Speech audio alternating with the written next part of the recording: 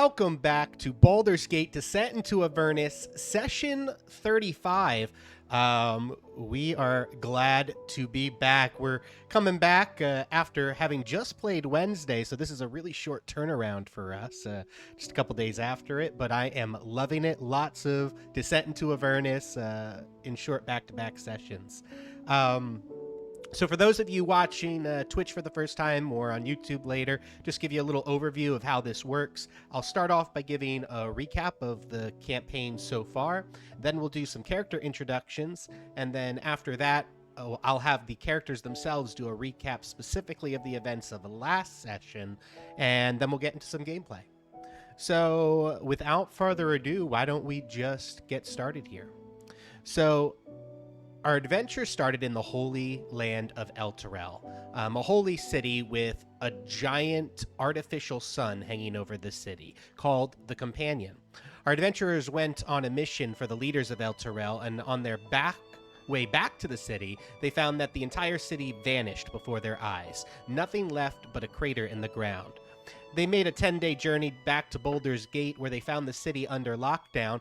They did a whole bunch of stuff. There was a murder mystery going on. They encountered a whole bunch of cultists of the dragon, cultists of the Dead Three, and cultists of Zariel, after finding out that one of the dukes of Baldur's Gate was behind the murders in the city and was secretly a Zarielite herself. After finding a strange artifact, a box with strange symbols on it, they were sent to the Great Library of Candlekeep by Blaze Liera Porter to find out what this box was all about and what it had to do with Elturel's disappearance. They made their way to Candlekeep, and along the way, they encountered a long-lost friend who turned out not to be who they thought he was.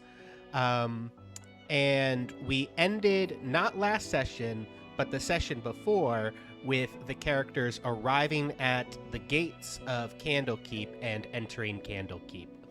And I will allow the characters to describe specifically what happened during the events of last session. But without further ado, let's go ahead and get into some character introductions. Igvis, take us away.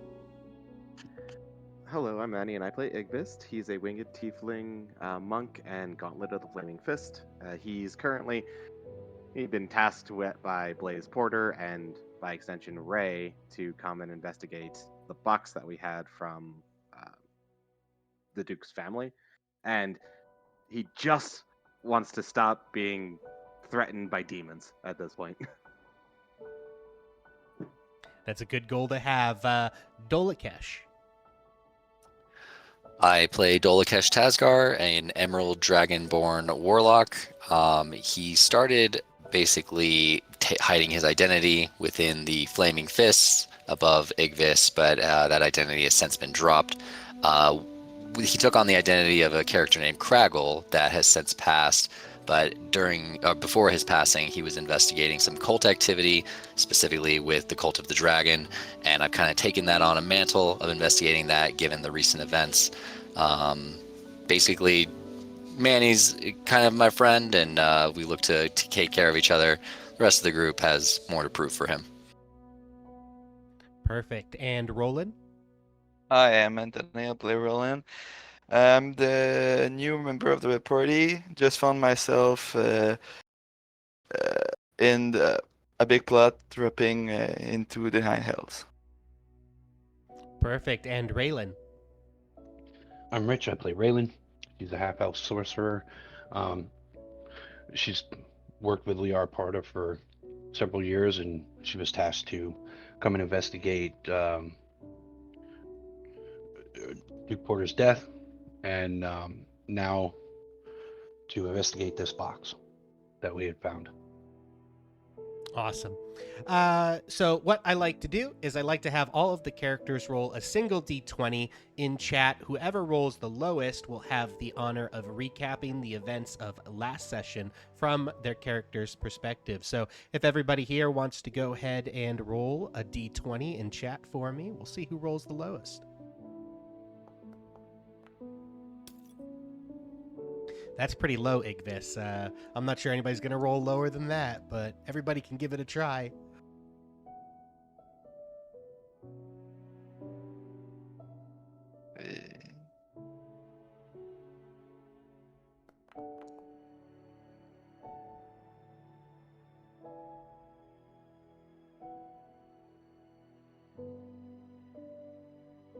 And if you want to go ahead and give me a roll to roll in.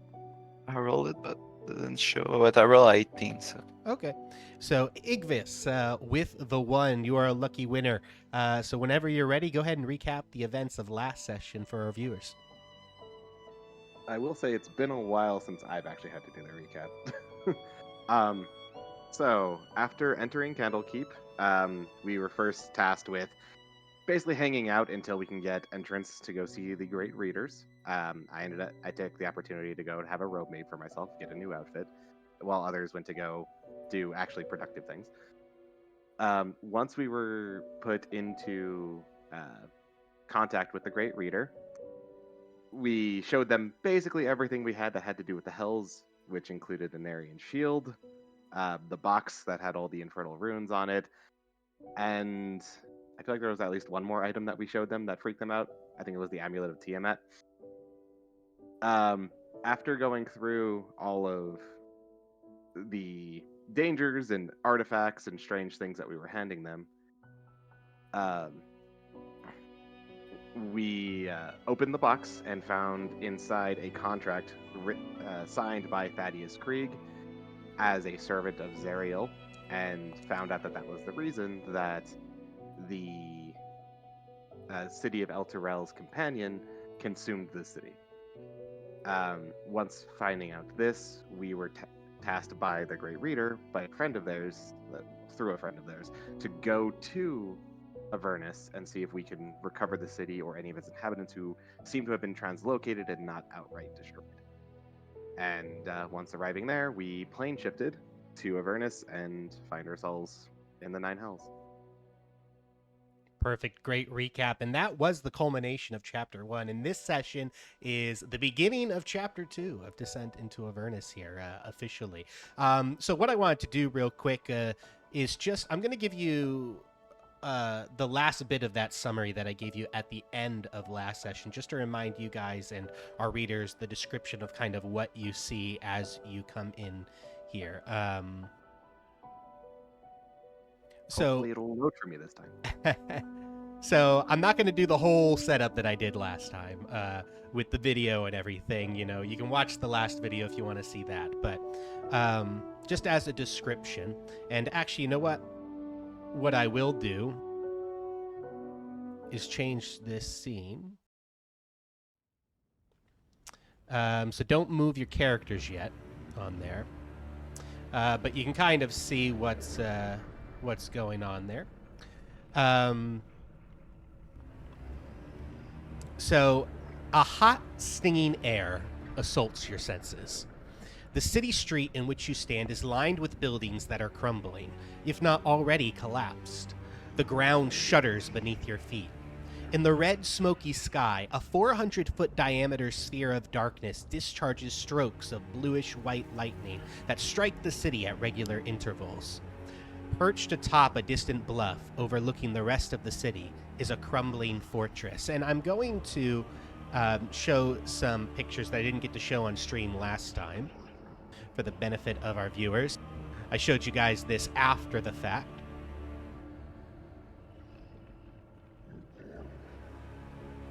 But this is what you see hanging above the city, that dark, ominous orb with crackles of lightning that come out of it every so often. And then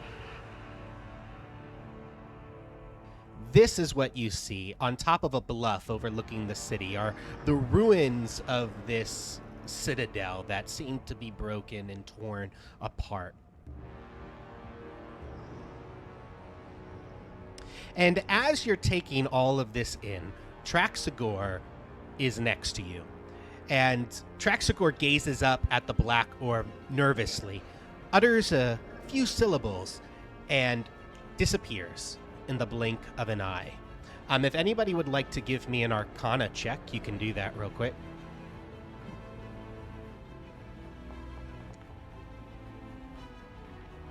Starting off real strong. Well, at least you're getting those nat ones out now. Mm-hmm. And not possibly killing my companions with them like I did last time. You can give me one too, Dolakesh, if you want, Arcana. Seems mine didn't show up either. I did, and I rolled a 2. A 2. Okay. So none of you are really sure how Traxagor just instantly vanished. But you get the sense, Raylan, that he cast some sort of spell. And you just don't know what spell exactly he cast. But as you're taking in this whole sight, very soon after, a high-pitched scream assaults your ears and grows louder as you sense someone or something approaching at great speed. And sure enough, coming around the corner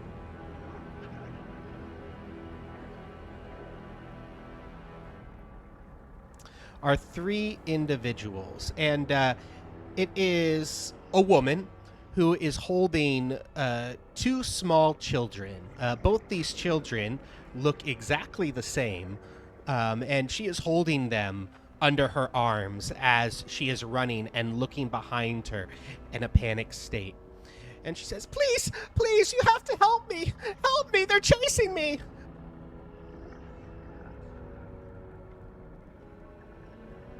And from behind her, literally just a second later,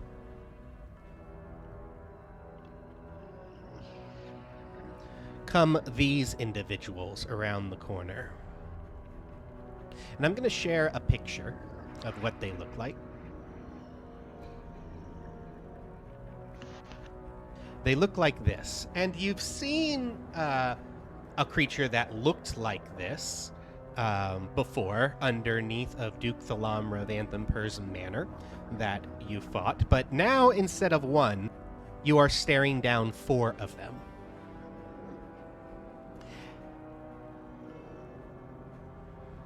And they just amble forth, and they're wielding glaives, and they have those snake-like beards that you see in the picture. And they are laughing darkly.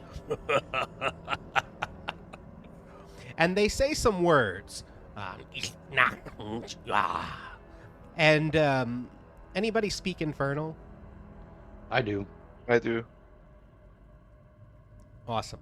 So if you speak Infernal, you know that essentially they're taunting the woman. And the one in front, in Infernal, says, "Ah, we have some new toys to play with, I see."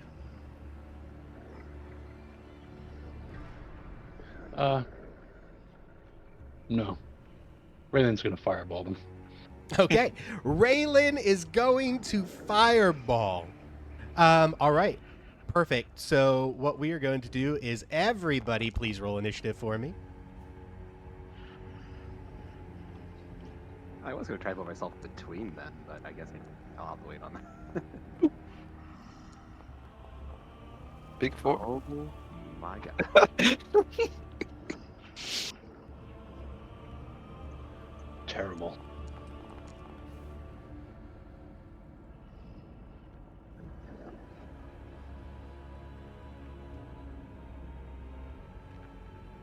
All And of us actually, are I below have to 10 roll with a Narian. I forgot about that. First initiative roll 4.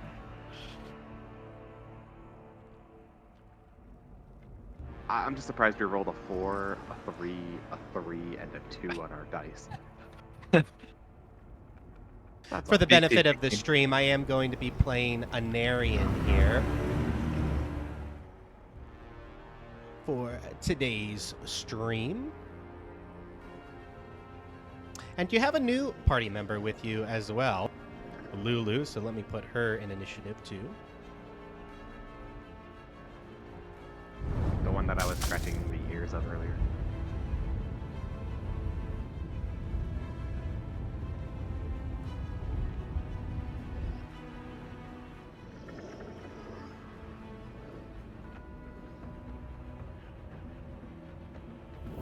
DM loading all these stat blocks.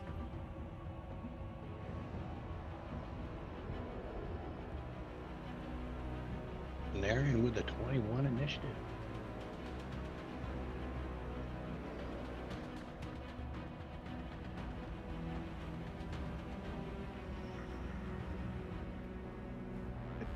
On my tracker, it doesn't have Ray. That's weird. Yeah, it doesn't. It doesn't have who? Raylan. Doesn't have me on the tracker. Oh no. When you roll your initiative, did you make sure you click your character before rolling it? I sure didn't. Yeah, that'll do it then.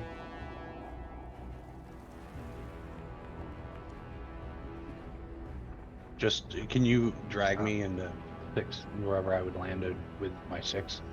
Yep. I think you targeted yourself instead of selecting yourself because it still didn't pop up. So you might need to do the thing on the left.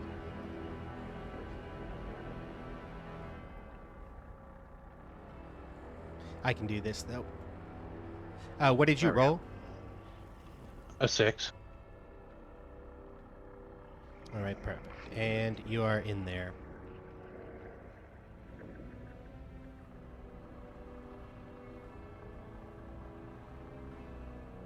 All right. So we started out strong with you rolling a fireball at them. So you throw a fireball and go ahead and place a template on there. I mean, you're putting it, I assume, farther back. Yeah.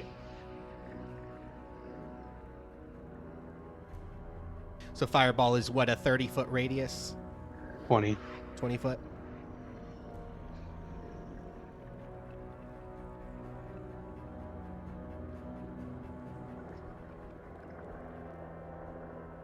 Right there.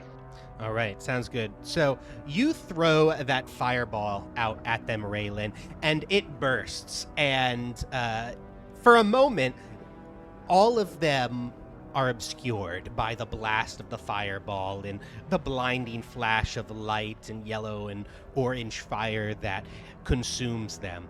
And then as that fire kind of dissipates and dies down, they are standing there, unscathed. And they laugh and they say something in Infernal. And you recognize it because you said you speak Infernal. And they say, "Where do you think you are? We love the heat." And we are going to go ahead and begin combat. So this guy is up first. He is going to move.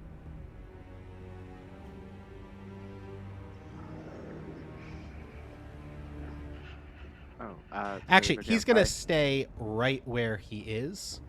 And he's going to attack the woman that is there in front of him. DM, really quickly, Anarian isn't on the tracker, and I think he would be first because he got a 21, right? Oh, interesting. He is not on the tracker. I didn't even look at see what him his on it. initiative I see was. him I just on- rolled on- him. You said he got a 21 in there? Yeah, checking D&D Beyond, it says he got a 21 for his initiative. All right, cool. So he would be first. So scratch that. Anarian reacts. And what is Anarian going to do? Anarian is going to, I think, grab the woman and her children, seeing that the one in front is about to lunge, and is going to pull them towards the back.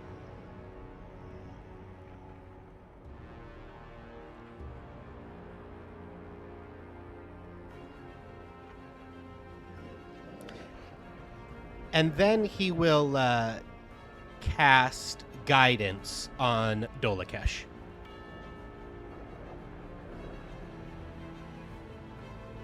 And then this guy is up.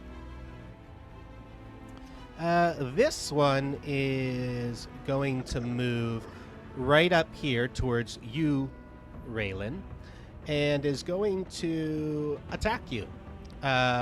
It's going to... Yep. And he's going to attack you with his glaive, and he's going to swing right from where he's at.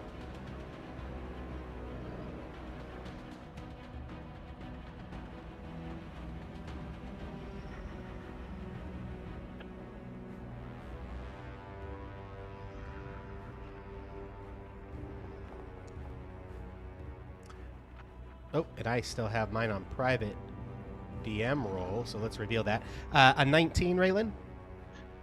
That hits. All right, and that will be for...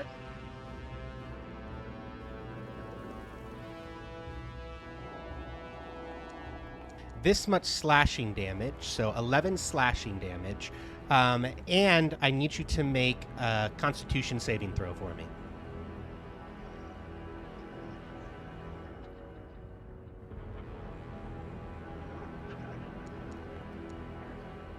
Terrible. All right. So as he slashes you with this glaive, which comes across your shoulder blade and down onto your chest, it stings, and it stings more than a normal wound. And you notice that it's bleeding a little bit stronger than you would expect for the depth of the gash. And it just burns. It burns. And then,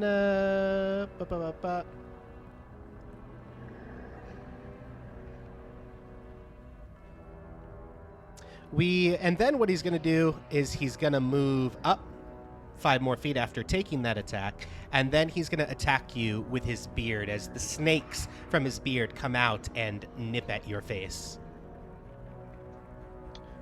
I'm going to use a reaction to probe shield. Okay, sounds good. So an 8 will miss that attack. And that's his turn.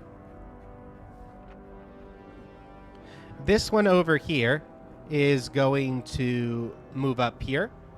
And is... actually, he's going to move up there. And he's going to attack you with his glaive, Roland. And then his beard is going to come out and attack you, Raylan.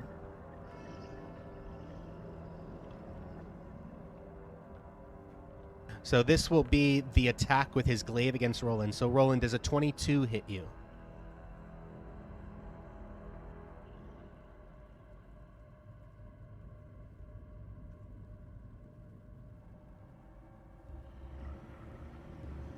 You there, Roland? Oh yeah, yes, yeah. Okay, cool.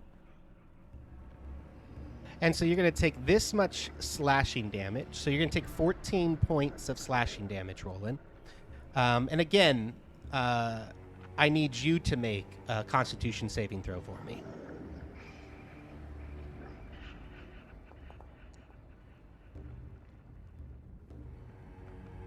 Okay, perfect. And so that slash comes across your chest, and you take that damage. And then here's the beard attack against you, Raylan.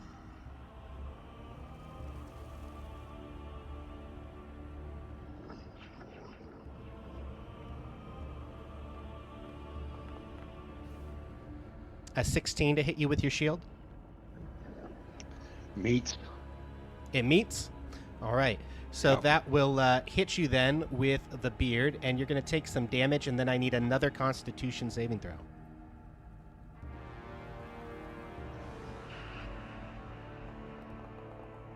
Dirty 20. Okay, so you're going to take this much piercing damage, and you start to feel sick to your stomach a little bit. And a little weak in the knees, but you're able to kind of shake it off and stand to your feet as that burning in your chest from that egregious wound is really taking its toll on you.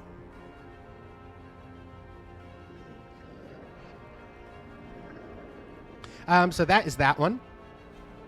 This one is up next.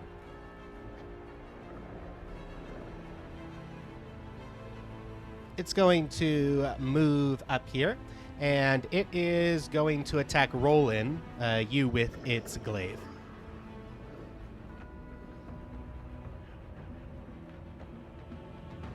So a 21, Roland, against your AC. Yes.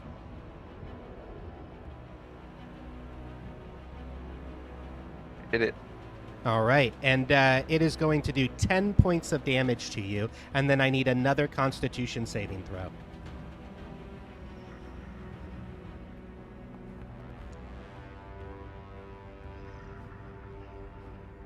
All right. So again, this one, as it slices you, Roland, comes down and scrapes across your legs, knee to knee, and you're feeling that same sensation that Raylan is feeling over there, where this wound just burns like nothing you've ever felt before, and you are bleeding unusually strongly than what you would expect from it. But that is that one's turn. Igvis, you're up.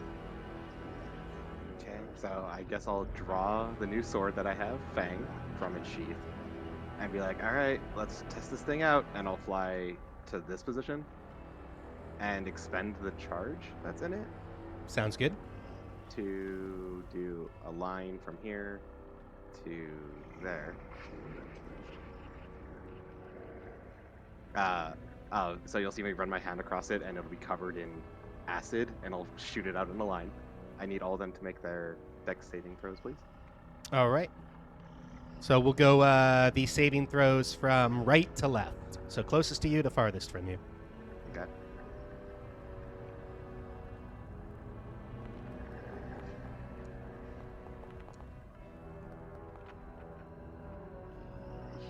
So 29, then 17. So the middle one fails, then. All right. So the middle one fails. The other two take They'll half. take half damage. Mhm. Okay, and it's And they'll take acid, half right? Of this, yeah.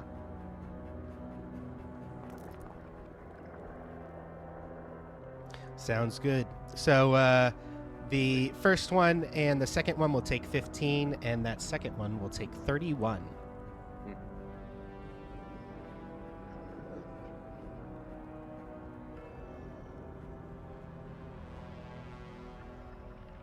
Okay, and once that all happens, I'm going to finish wrapping around him to land here, and then spend a key to go into patient defense. Okay, sounds good. And that will be the end of my turn. Okay, Raylan, at the start of your turn, Okay. you're going to take this much damage. 3 points of damage as that wound on you just festers.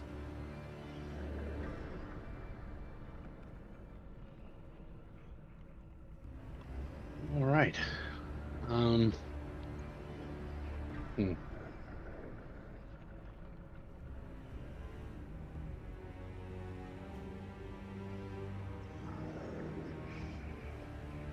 think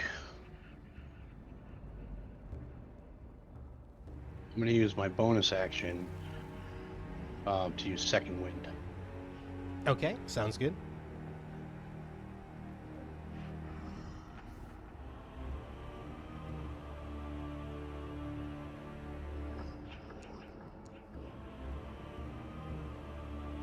Get back 7 points. Perfect.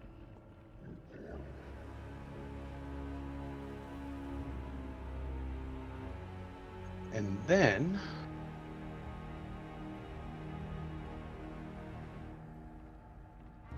in Infernal, I'll say, well, you didn't like the fire? Maybe you'll like this.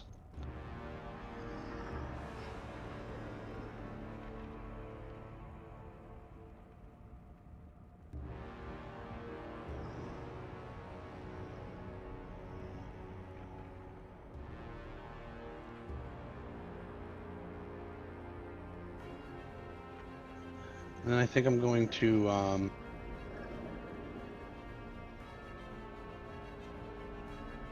think I'll cast Crackling Bolt.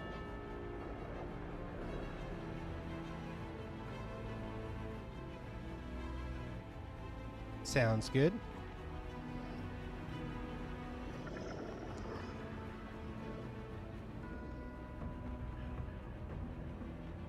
Does that hit? So a 15, and that's to hit what specifically? Which one? The dude right in front of me. Okay, and it's not a firebolt, right? You said it's a Nope, this is a Crackling Bolt. crackling bolt. Okay. So 15 will hit the one in front of you.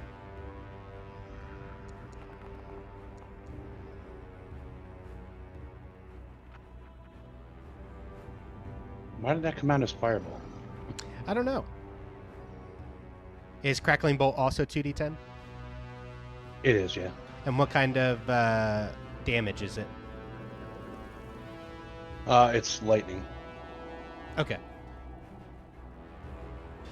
So you do 11 points of lightning damage to him. And he doesn't seem to like that very much as he growls at you. And you hear in your head, his mouth doesn't move, but in your head, you hear his voice. And it says, "You're going to die for that."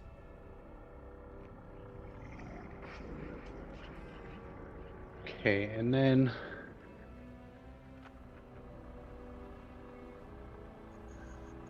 I know I'm going to take an attack of opportunity, but I need to move away from him.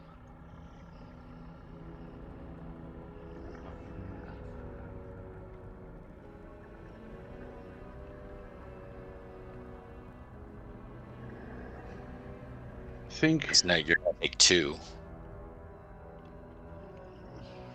I think you're in range of all 3 because the glaives have a 10-foot reach, right? You do know that all 3 of them were able to hit you from where they are standing currently. all right, then maybe I'll just stay where I'm at then and take my chances. All right, sounds good. If you're done then, or if you don't have anything else, you can pass the turn. This one's going to come up behind you, Igvis, and is going to attack you right from where he is with his glaive. It'll be a straight roll. Yep, because of your the dodge.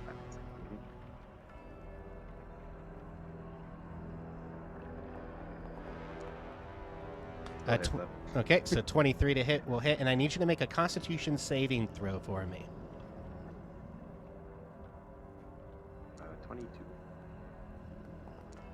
Okay, perfect. And you're going to take 11 points of slashing damage.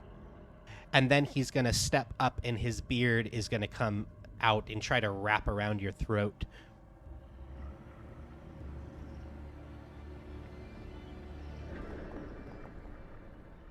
And a 12 will miss you.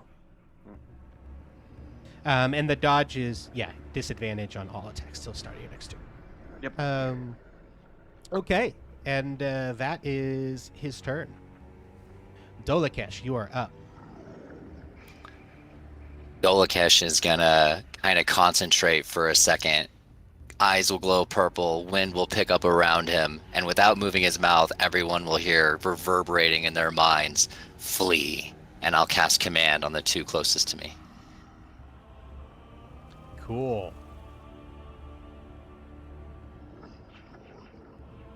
So those are wisdom save, right?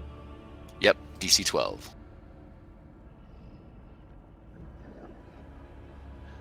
I'm hoping they fail. And just to be clear, it's the one in front of Raylan and the one next to it? One next to it, yep.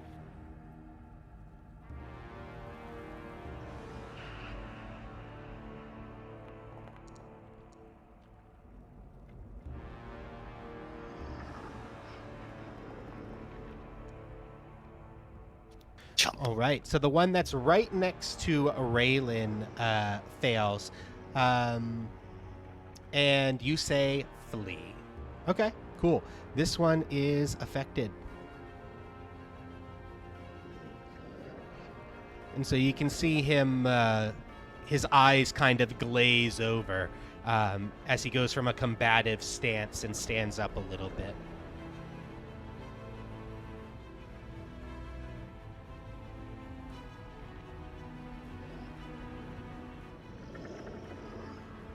For my bonus action, I will actually summon a tentacle on the other side of the one south of Igvis.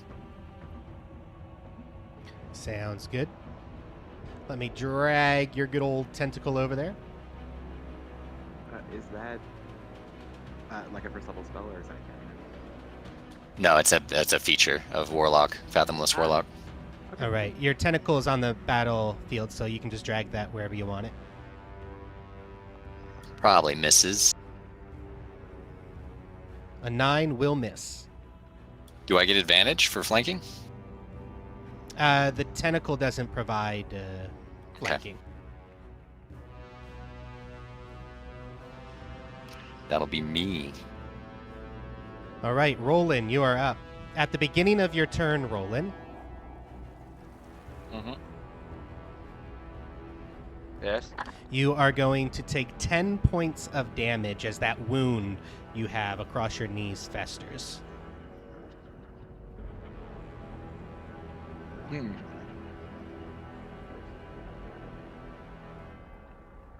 Can I misty step on the roof? You can, yeah, if you would like. I would like. All right.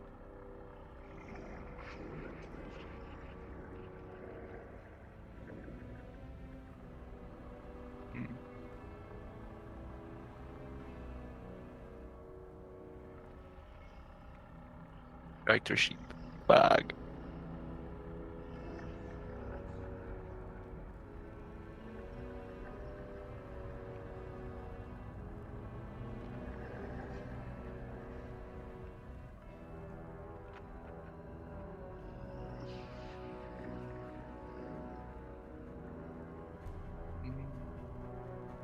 Yeah.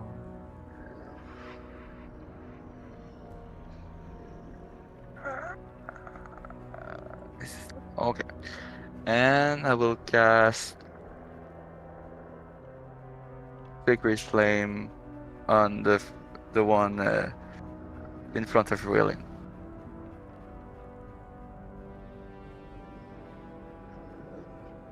Sounds good. You said Sacred Flame?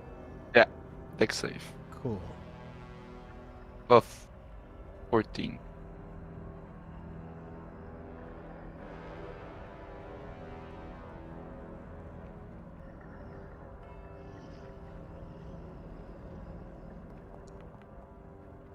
All right, 15. We succeed.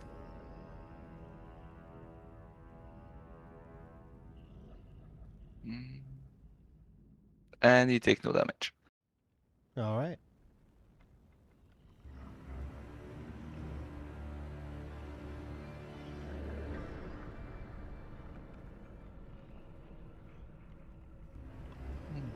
And that's my turn. All right, sounds good. Next is Lulu. Lulu. Lulu is going to...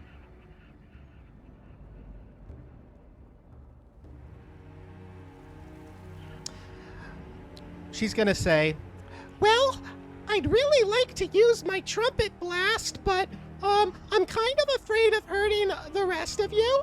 So I don't think I'm going to do that. But I did learn how to do something else now. And she is going to cast a spell. And she will glow in a burst of light.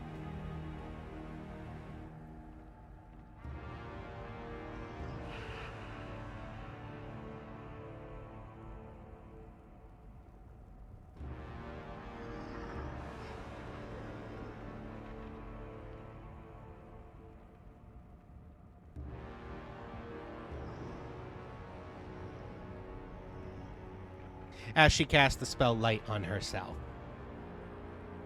I kind of wish I could be more help, but I don't want to hurt all of my new friends. And then she will end her turn. Anarian is up. Anarian will do some stuff. Anarian's going to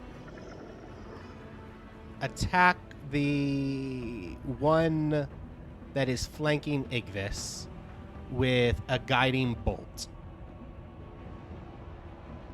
Actually, he can do his starry form thing, I think. Yeah, so as a bonus action, he'll do his starry form as he lights up and his skin sparkles. And while in that form, He can make a ranged spell attack, hurling a luminous arrow that targets one creature within 60 feet of you. On a hit, it deals radiant damage. So he's going to do that. So he's going to hurl a radiant blast at the one that's flanking Igvis from that.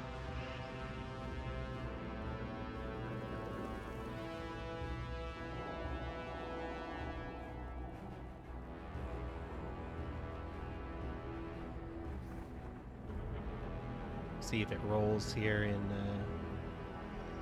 Foundry.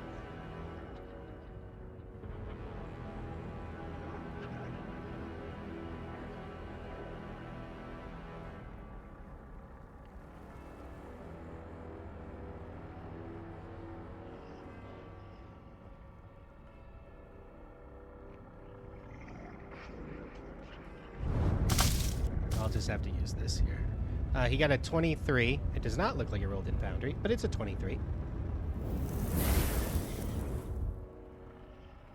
And so he does from that 1d8 plus 4 damage.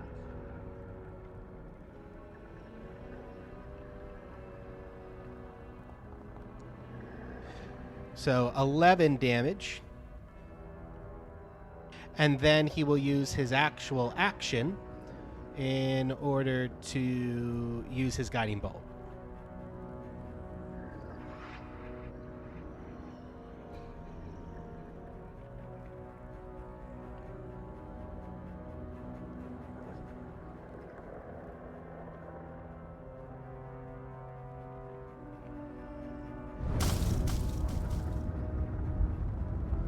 Okay, and he rolls a 23 for his guiding bolt. Now it does it.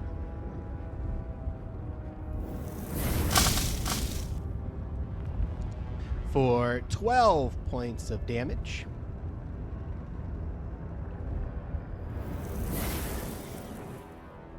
And that one is still up, but it does look pretty injured.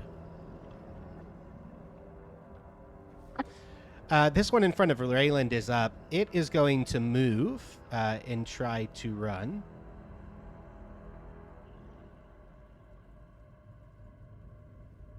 You're going to get an attack of opportunity, Igvis, if you'd like to take it. Yeah, I'll take a swing at it. Would I have two? Yes, if you have a melee weapon out. I have the short sword. Okay, yeah. If you have your short sword out, you can also take a swing at him. I'm going to assume a 27. 27 does hit. So it'll deal.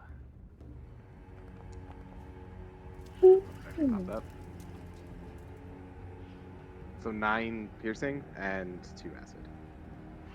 Okay, and that is magical, correct? That is magical. And Raylan, you got a nat 20, so that's a crit with your short sword. Go ahead and roll me damage there. So 6, let's see, it's, 9 total. And do you, that is just a normal short sword, right? It's not magical? Nope, just a regular sword. So you notice that it doesn't seem to affect him as much as you think you should affect him. But you do ding him. But he is still up after those 2 attacks, and he runs away. And then after he runs away for a little bit, you can hear him audibly curse out in Infernal as he turns back around. All right. This one is up. This one is going to slice at you, Raylan, with the glaive, and attack you with its beard, Igvis. Now that attack of opportunity, did that burn up my reaction for this turn? It did, yes. All right. At least until it goes back to you again. So this is the glaive attack. So 18 to hit, Raylan. Hits. Wait, actually, I still have shield up because that's up until the start of my next turn, right? Correct. So that adds +5. So So no, that would not hit. Didn't you use it when they first started swinging at you? So your turn came up after that. You're right. Never mind. It hits. All right, cool. So it hits. You're going to take this much damage. And then that wound on you, on your chest, when you used your second wind, you felt a relief within that wound.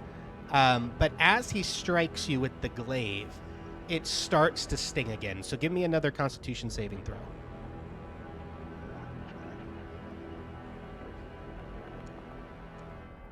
Oh. So again, that wound just flares back to life. You felt the relief there after you had healed yourself. But then now that stinging sensation is back, and it's excruciating. And then we have the beard coming at you, Igbis. This is Yeah, we have dodge still up, correct? Mhm.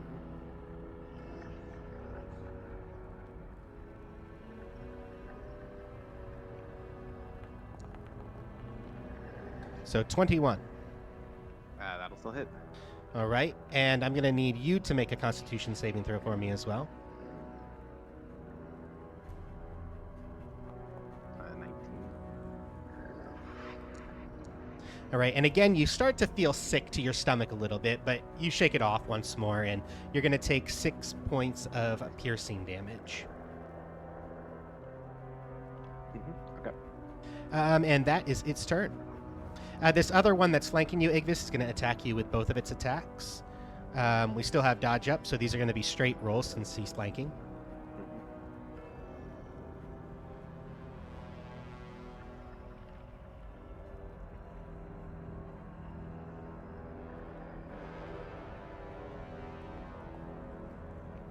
So that is a nat 20. Okay. Can I silvery barbs?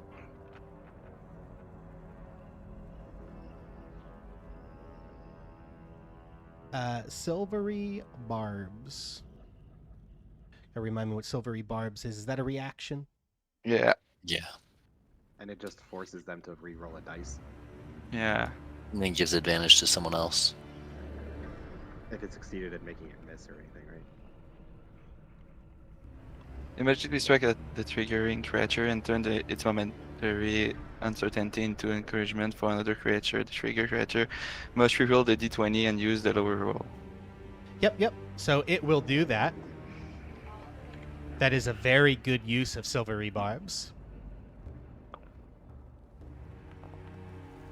And that will miss, Ignis. So go from a crit to a miss. Perfect. You can also choose somebody else within range, or yourself, and give them advantage on their next attack roll, ability check, or saving throw. So who would you like to choose for that? Igvis.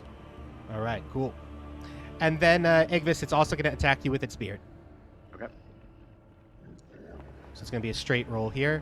19. Of course that'll hit too. All right. And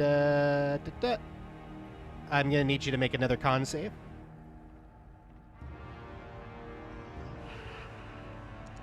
16. All right, 16 is good, and you are also going to take 4 points of piercing damage. Okay. And then that's its turn. Igvis, you are up. Okay. So I think I'll just start by attacking this one because he's the most hurt that I see, at least. With 2 strikes of Fang. Let's see if it takes 2. You said I can get advantage, right? Yeah. Okay. Yep, on your first attack roll. First. Yeah. So 20 to hit 20 will hit. for... Is that 9 damage total? Or 12 damage. 9 piercing and 3 acid. Yes, 12 total damage. He is still up. Okay, second swing at him as well. Of course, it's a natural one. Roll me another d20, a single d20. So anybody who's watching for the first time doesn't know what we do. We have a house rule. If you roll a nat 1 on an attack roll. You roll a single d20 again. If you get under a 10, you critically fail. And it looks like Igvis is going to critically fail here. And when you critically fail, we roll on a critical fumble table. So Igvis, I don't think you've done this in a while, so you remember how to do it. Okay, cool. So you automatically hit and deal damage to the nearest friendly character. If the attack is a melee attack and no friendly character is within reach, you instead automatically hit and deal damage to yourself. So go ahead and roll your damage for Fang to yourself. 15. So you take 15 points of damage from Fang as you kind of lurch out to attack with this new dagger that you're still trying to figure out how to wield properly, since you just got it and this is the first fight you're in. And it just kind of slips as your other arm gets in the way and you kind of slice across your forearm. Okay, and then I'm going to use my bonus to flurry. Sounds good. We'll keep hitting the same one here.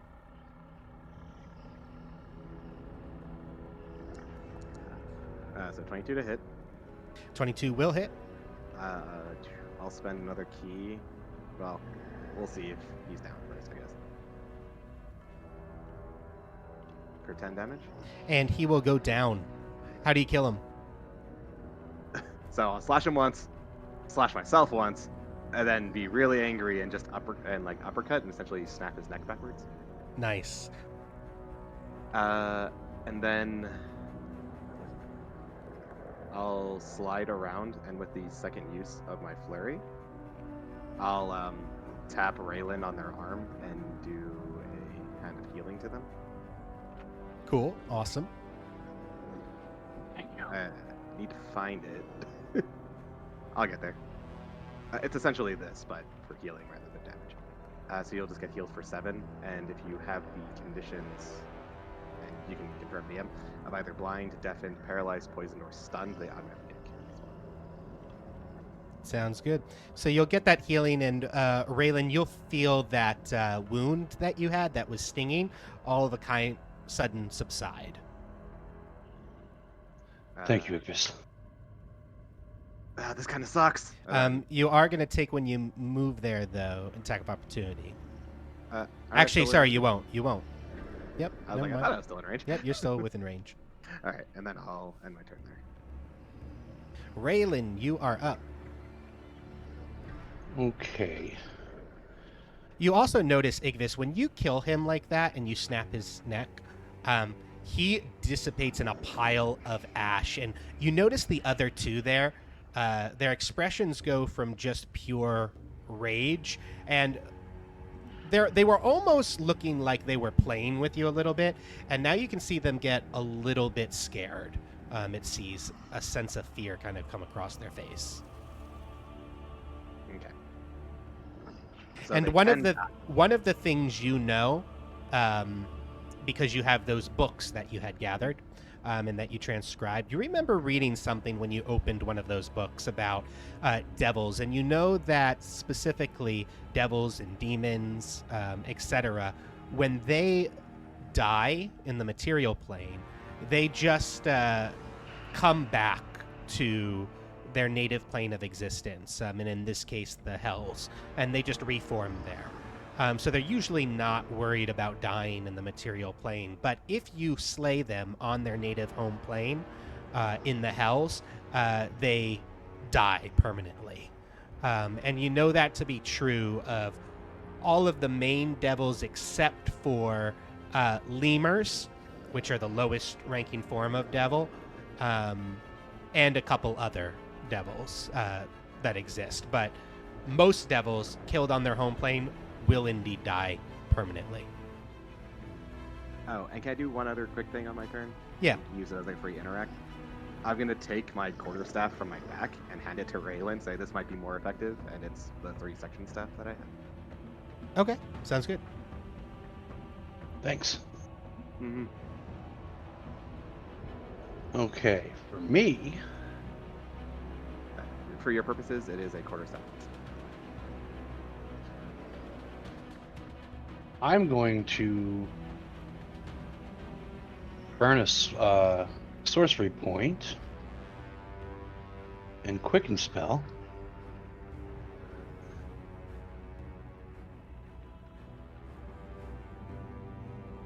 Quicken spell is 2 sorcery points, isn't it? Yes. So I'm going to burn 2 of them, quicken the spell. And for the bonus action, I'm going to lightning bolt this guy right next to us. All right, sounds good.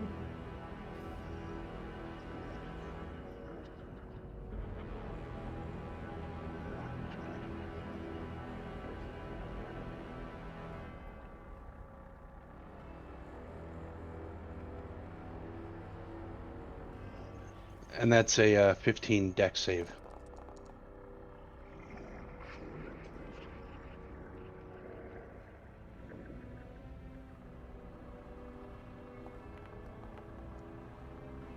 All right, it will get a 13.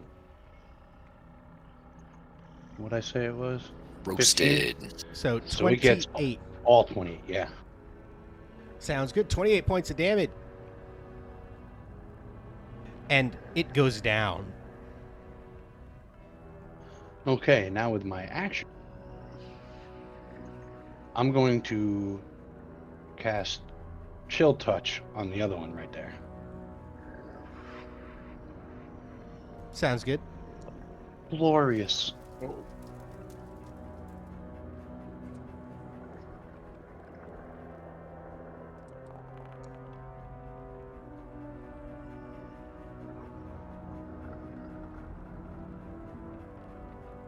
All right, so for a... oh, okay, because you rolled the nat 20. So for a total of 13 points of necrotic.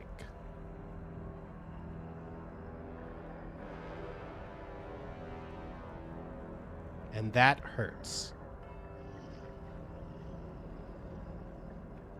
And then if I'm still able to use my movement,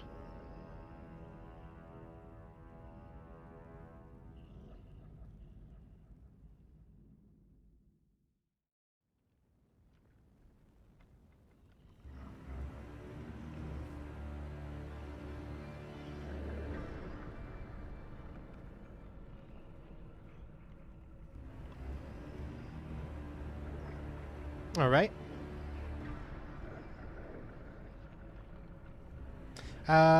So this guy is up, and you notice, I mean, both of you notice that, especially after that other one died, now 2 of his friends are down.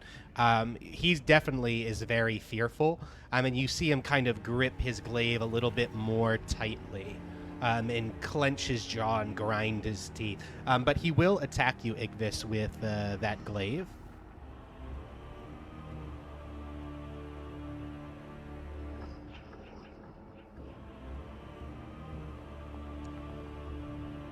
$17 to hit. Oh, that will miss. All right, and then he will, after missing you, will move up here 5 feet, and will attack you with the beard. Mhm.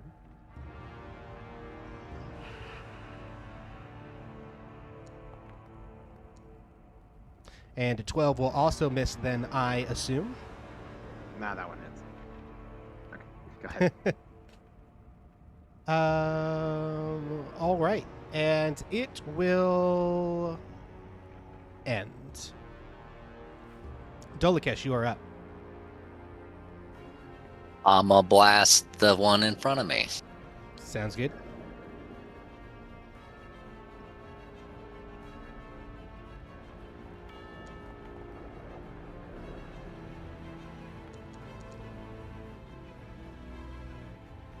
Do either of those hit? Both of them hit.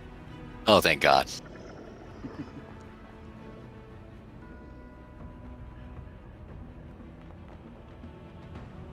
So 9 force damage. Still up. Still up. Tentacle. He doesn't look as hurt as his friends were. doesn't he also get pushed back? No. I'm just gonna tentacle him. I don't want him running away. No repelling blast and all that. Gotcha. Wow. And my tentacle critical fumble. Oh my god. No, we keep critical fumbles only to characters. I'm like, please don't say you hit me. Yeah, right. All right, Roland, you are up. Okay.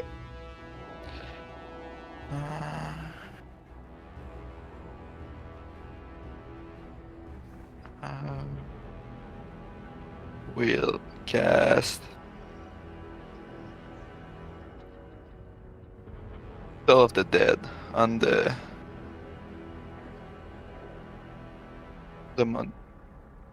That one, why? Yeah. Sounds good.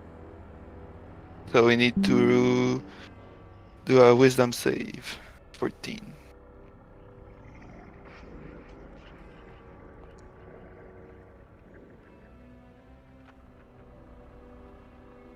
Uh, 17. Miss. They're making all their saves on you. That's unfortunate. We'll cast then Spectral Weapon beside him.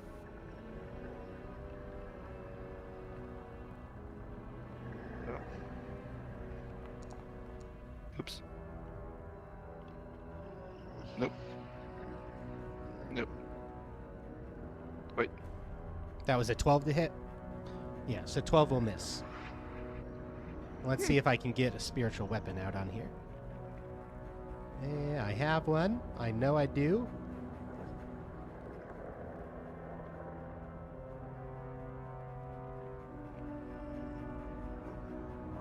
Here, we'll do this. There's a spiritual weapon. And you should be able to move it around. Now, that little spiritual weapon that's by him. I don't see it. It is right there where I pinged. Yeah, there's nothing. Oh, you don't see the little tiny circle there? No. Interesting. This thing that I'm dragging, you don't see anything moving? Nope. Huh. All right. Well, there is a spiritual weapon there. Can everybody else see that? I can see it. attest. Okay. I can and see it. It looks like the stream can see it too. So, maybe refreshing your screen might help. But, okay. So the spiritual weapon does miss. Anything else after that? No, that's my turn. All right. Lulu is up. Lulu's going to go, well, I think that I can do this now. I think you guys are out of my way. Yeah, I'm going to do it. And she's going to fly over here. And she's going to go burp, burp, burp, burp, as she toots her horn. And out of her horn comes a rainbow confetti of magical energy in a 30-foot cone.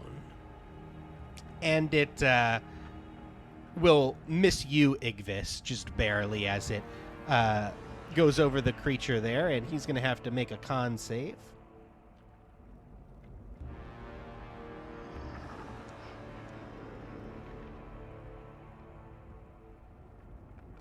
He is going to fail his con save. And she is going to do this much damage.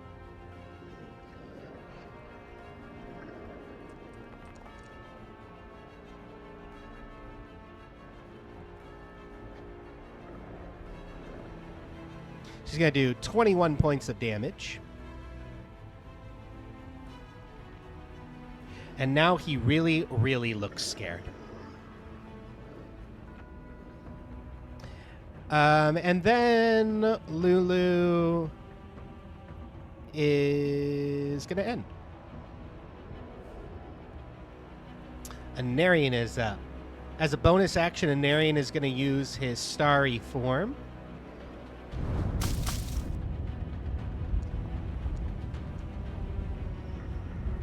for an 11. We'll miss with that. And then I think he's going to use another guiding bolt.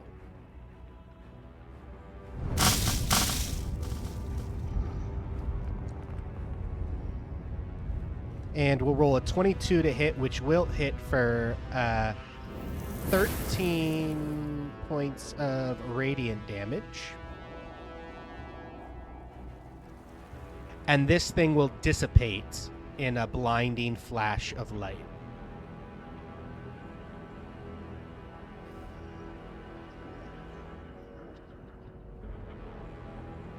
This one, you will see Igvis there from around the corner. And upon turning around and seeing all three of his friends dead, he is going to come closer, then turn around, hightail it, and start running.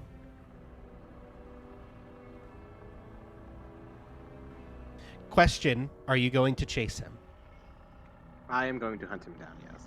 Okay, so we will stay in Wow, initiative Igvis. order then. Igvis, I'm just you are going to up. yell out. I'm going to yell out in Infernal when he takes off. Don't run. You're just going to die tired. 20. Seriously, I can get to there?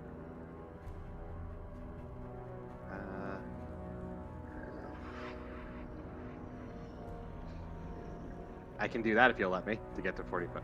That still works. yeah, Never mind. that won't work. It'll go through the building.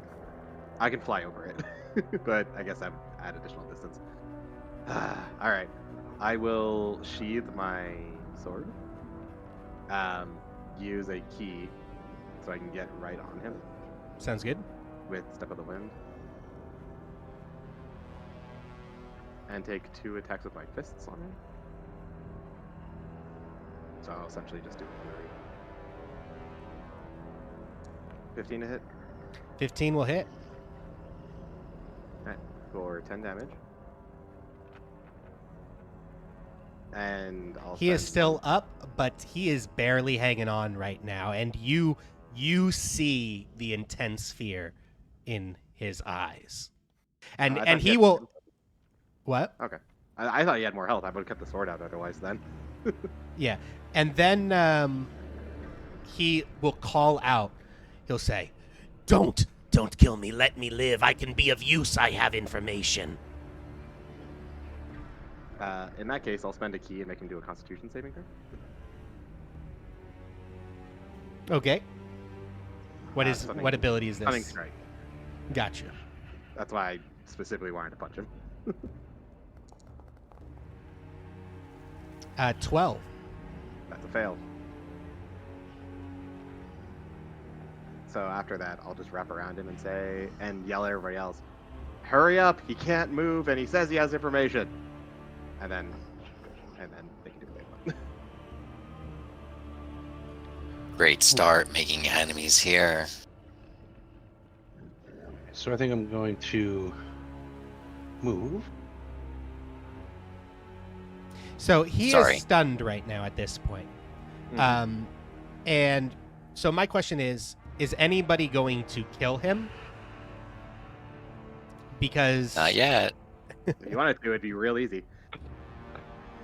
yeah, so if anybody on their turn is going to kill him, we can go through there. If not, we can drop out of initiative. I won't.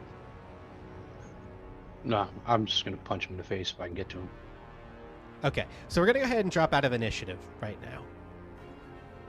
How high are you up on that building, Roland? Missed this step. I guess in that case, I'll fly up and pull you down, so there's no chance for you to take fall damage. Thank you. Yeah. Anarian says, I'm gonna stay behind with these 3 here just to make sure they're okay." Don't wander.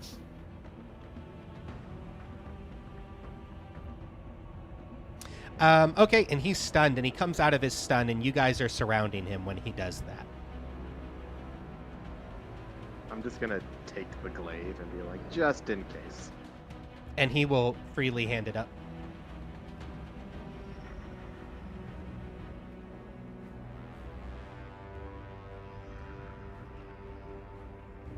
You said you had something to tell us. Out with it. Make it quick. Make it useful. Says, I can sense that you're not from around here, and you seem a little bit healthy in order to have been here like all of the others. I can explain a lot about this place and this plane of existence for you if you agree first to let me go. That didn't sound very useful. And my tentacle is gonna like start arcing over my shoulder, getting closer to him. I can be very useful. You need information and I need to leave, but I won't give any without first a deal that you will guarantee my safety and release me and let me go. You must mistake me for someone who cares. And my tentacle is gonna start wrapping around his neck. Okay, go ahead and give me an intimidate.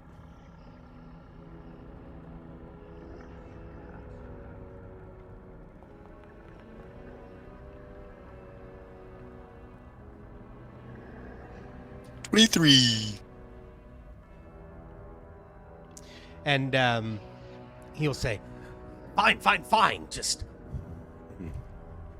He says, I can tell you who I'm with and how we came to be here and our approximate number. What does that have to do with the health of everyone else here? The health of everyone else. Don't you want to know what enemies lie before you here? Is that not good enough? It's a start. You're lucky he likes it. Go on. I came to the city a few days ago with my war band, and we came to loot what we can before this city's, eventual destruction. We are led by a white Abishai named Victusa. We're about 75 individuals in total, and we have barbed devils amongst our ranks, bearded devils like myself, spine devils, maragons, imps, and some others who look like you, who were here when the city first fell and worshipped the Archduchess herself. Insight check. Yeah, go ahead. Roll me insight. And while he's doing the insight, I want to ask just real quick. And did they have anything on their armor that was clearly labeling them as such? I'm trying to figure out if the insignia of the Hell Riders are what he's talking about here. And he says that they are hooded figures in red robes, and he gives you a description that matches a description from all the way back in session 2, when you remember going to a little church, and behind a fountain was a secret door, and you went downstairs and there was cult activity and they were summoning some creature, a spine devil, and those cultists there matched the description that he gives you. Okay. And Dolakesh, you don't necessarily trust him, but you don't sense that he is misleading you with what he says. And you feel like he is sufficiently scared of you and your tentacle right now, that he's trying to watch his words carefully. I'm most interested in the 75 being their number. Did he say that with confidence? Does it maybe? Yeah, he said it with confidence. So Okay. And Rayo says 75, you said. Is that before or after we just killed your friends? well, that's before. And it's an approximate number. I didn't count exactly how many there were. And you're just breaking through town and on your way.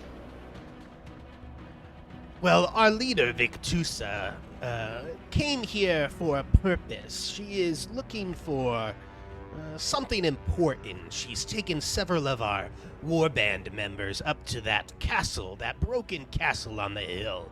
Apparently, she believes something important is in there that she needs. In the meantime, she's allowed a lot of the rest of us to pillage as we seem fit, so that a lot of the goods here don't go to waste when the city eventually falls into the river. So hunting a mother and 2 children was for sport then? Well, yes, this is Avernus after all. That might be useful, but I want you to be really, really careful with this one. What do you know of how the city got here? Well, I know that other cities have been taken from the material plane from time to time in a similar fashion over the past few hundred years, maybe. They all end with the city's destruction and its inhabitants rising from the river Styx as lemurs to serve endlessly as fodder for the Blood War. The city itself right now, if you haven't seen it yet, is bound by giant iron chains to spiked posts on the ground some 500 feet below. We are all currently floating in mid-air, and those chains are slowly pulling this city down to the river Styx.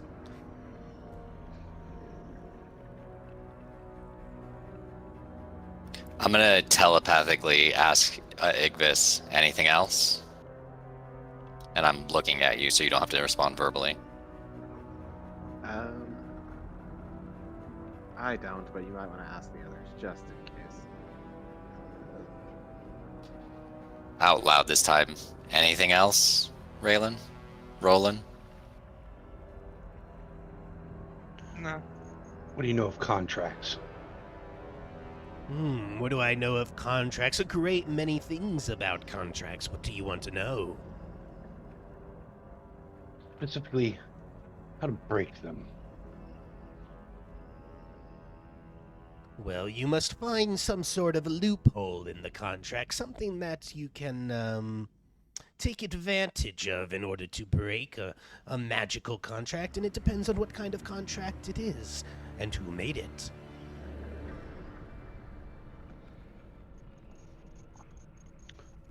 Hypothetically, what if it was made with, I don't know, Ariel? And he laughs a little audibly, and as that tentacle tightens a little around his neck, just kind of coughs up purplish blood. And he says, "A contract with Zariel, you say? Well, if you have such a contract with the Archduchess, it's unlikely that you'll ever break it. Your soul is most likely doomed." See, that's not the answer I was looking for. There's just one thing you forgot about this whole city going down and the people rising up and your servant. It's only as long as Zariel wills it. And I'm gonna snap his neck with the tentacle. Okay, and he'll go, wait, ah," as you snap his neck. And he will fall to the ground, dead. We shouldn't stay out in the open long. I'm gonna start walking back to Asterion.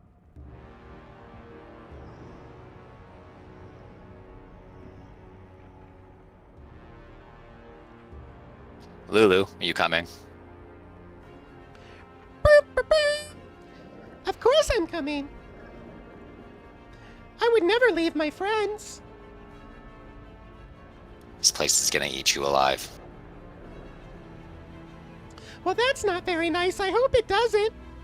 Of course, I have been here before, and I did manage to escape, so I'm sure we'll find a way again.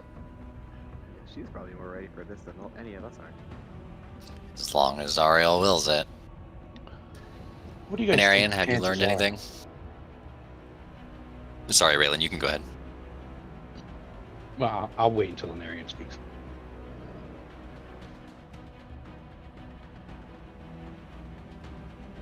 Well, what did you ask, Anarian? If he's learned anything from this family. No, not yet. I didn't ask them very many questions. Just trying to protect them, and I'll go ask the mom just to see if, like, do you know if there's a safe house or somewhere that people who haven't succumbed to Avernus yet are gathered or anything? Anywhere to take you? I'm gonna laugh when Igvis says the word Like- safe house in hell. There might be like a basement or somewhere they're held up. I don't know. They haven't ravaged the whole city yet. The best way we can help them is to get this city out of here. We should move. yeah. So she says, "My name is Harkina, and these are my two sons, Ezo and Brask. They're twins. We've been here for weeks now since the city originally fell. There's a giant rift, a giant chasm that is splitting the city in two between the east and the west side. Oh, when it started out, there were many undead creatures walking about. Some of them could even speak, and they were hassling us for supplies, and they offered some people the ability to become one of them, and in return, they wouldn't starve, and they would be protected from other creatures that would come to harm them. For those of us who refused, we hid in our homes, and we barricaded the doors and used what provisions we had in order to survive. My provisions, I lost food and water just yesterday, and today, my boys were so starving, I had to leave. I had to try to find something, some sort of provisions for them, and that's when those creatures, they chased me. I've heard that there are other survivors here, and they're in the western part of the city at the High Hall, and that's home to Elturel's leaders, and most of them were there, I think, when the city fell. I was planning to take my boys there if I could make it, but it's so far away. As she looks up off at the cliff that's pretty far away to the southwest side of the city. She says, well, High Observer Thavius Krieg is the leader of the city, and I hope he's working on a plan to rescue us and drive away all these devils and these other creatures if he's still alive. And he's probably at High Hall along with Grand Duke Older Ravengard, I'd imagine, because I know he was here too. I'll growl out, Krieg is a weasel and a shit. He's not. Here we go. What? What are you talking about? He's the leader of the city. He summoned the companion himself.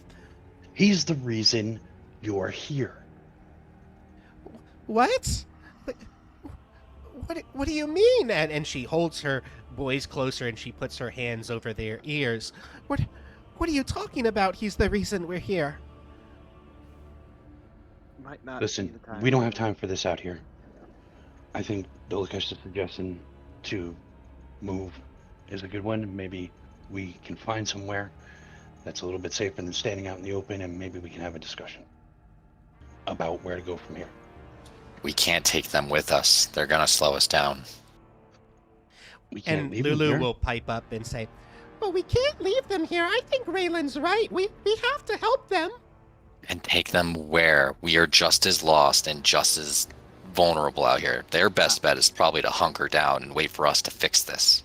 They said they don't have food, and they'll most likely die if we leave them, but, if we can get them to that castle up there that they were talking about and there are survivors, maybe they can help. When they die, their blood is on your hands. I don't think that will let them die. You're all very powerful. I've seen what you can do already. I trust you. Just out of curiosity, the High Hall that they were pointing to, was it the same building that the leader of this warband went to? He to the, he guy just we told you he went to the crumbling castle up on the bluff. And if you ask her to point out High Hall, she'll point to the castle up on the bluff. We were headed there anyway because I needed to go find the Duke.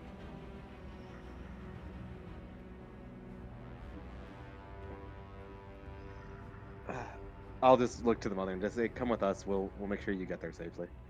Oh, thank you. I'll kneel down and look at the boys. I'm like, we're gonna need you to be brave, and we're gonna need you to run fast. And then I'm gonna reach into my pack and I'm gonna give them each a ration. And they'll quickly eat the ration that you give them. It's clear that they are starving. And you'll see a tear come down from Harkinna's face as she just mouths to you, "Thank you." And Lulu will say, "I'll stay with right next to them, and I can use my trumpeting blast to protect them if we need to."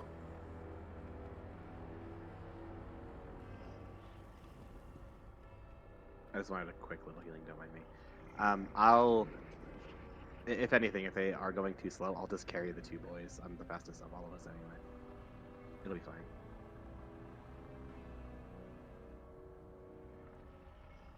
All right. Anything else here, or are we gonna head to the hall now?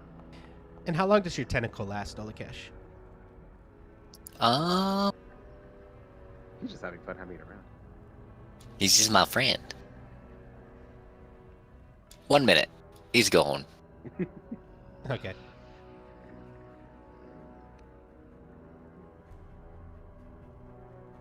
I just like the idea of always walking around and his tentacles just like slithering around me.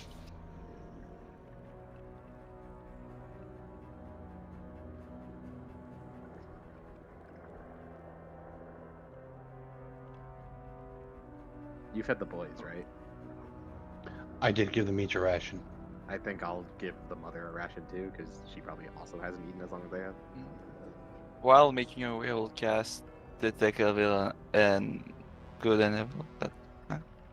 The Evil and Good, yeah. That's just Detect like- evil and good? Yeah. Okay. So, I mean, you detect evil and good around here, and you don't sense anything right away. No, okay. It's up for 10 minutes, so. Okay. And what's the radius of it, or the range? 30 feet. Does anybody have any healing, or should I heal myself a little bit further? Don't look at me. Just thought I'd ask. Ask the cleric. I can heal. Do you have a little something for us, so we don't just immediately go? Yeah, I have something. If we're all together, I can do Aura Vitality. Or vitality? Okay. Yeah. So I think only 3 of us even took damage that go. We just took a lot of damage. so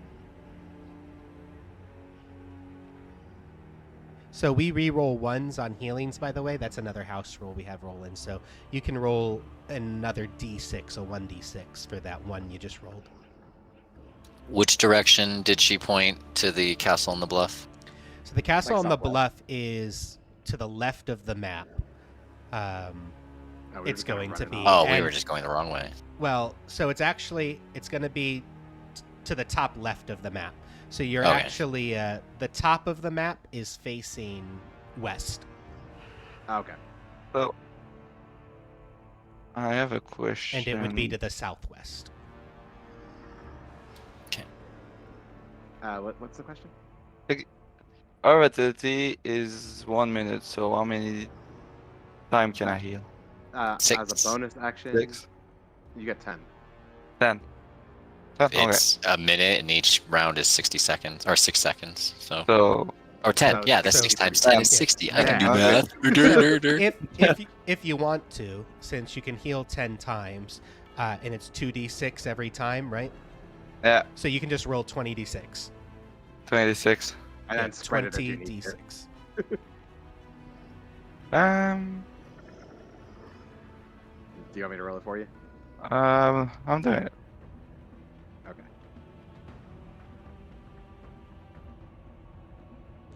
$76. And you can re-roll all Reroll those ones. ones. So 1, 2, Uh, 3, 4, 5. 5. So 5. roll 5d6. So 71. So an extra 7 on top of that. So you have a total of 83. So 83 hit points between people that you can But heal. I need 27. I need. 28. Okay, and then the rest could just be pumped into Raylan, which I think will top them off. Well, I only needed like Well, everybody's at 8. full health, I think. Yeah, I healed everybody to full. Sweet. Nice. Appreciate the healing. Been a while since I've had a dedicated healer. You can probably get your potion back, Raylan, if you're gonna do that. Yeah. And yeah. as you guys get to that intersection over here,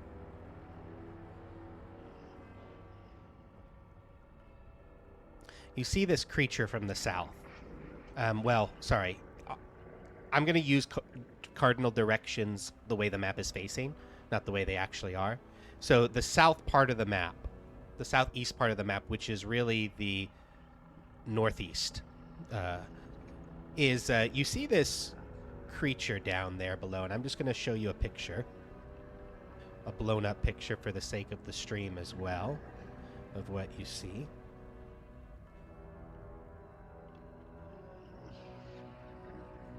It looks like this.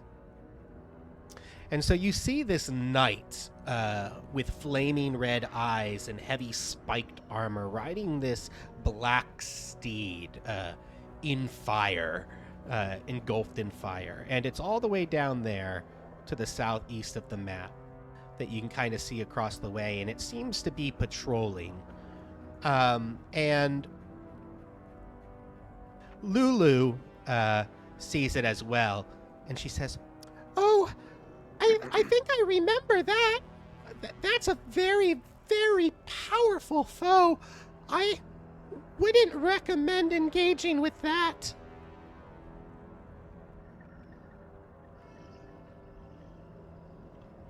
We should probably go the opposite of wherever that is going. Do you remember what I think it's we can called? get there this way. Are you asking Lulu what it's called? Yeah, she remembers what it's called, or if it's just dangerous. Let me think. And she scrunches her face a little bit, and a little toot from her horn. And she goes, oh, I think it's called a Narzugon. And they ride those things that are called, nightmares. That's right. It's a Narzugon on his nightmare. So I'm gonna open up one of the Avernus books and just write those 2 terms down to search for later, and then head on. Sounds good. I think we can get there this way.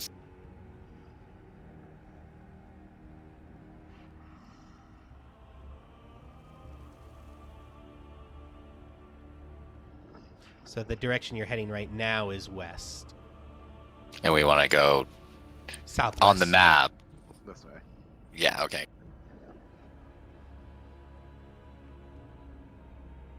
According to the directions.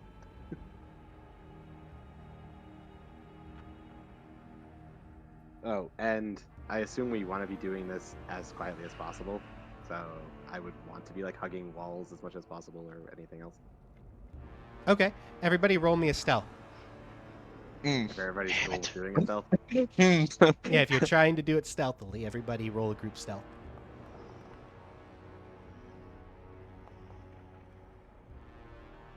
Oh, Raylan, did you already add the quarterstaff +1 to your inventory? Nope, not yet. Okay. Doing that now. I'll delete it from mine.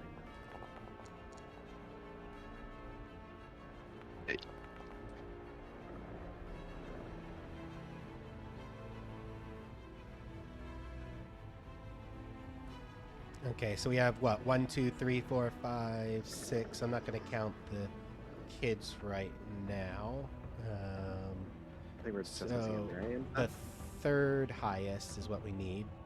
Yeah, let me roll an area in stealth.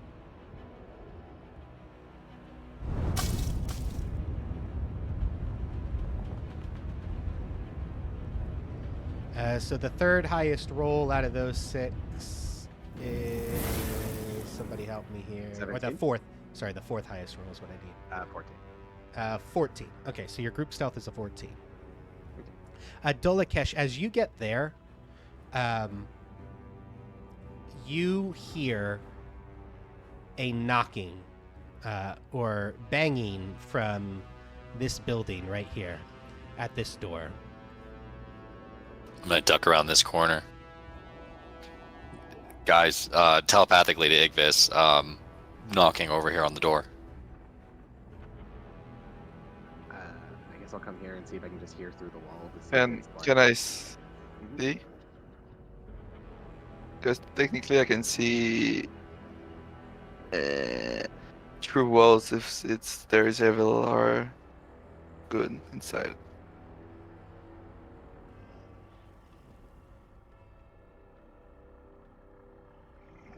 It's in 30 feet of you, right? Yeah.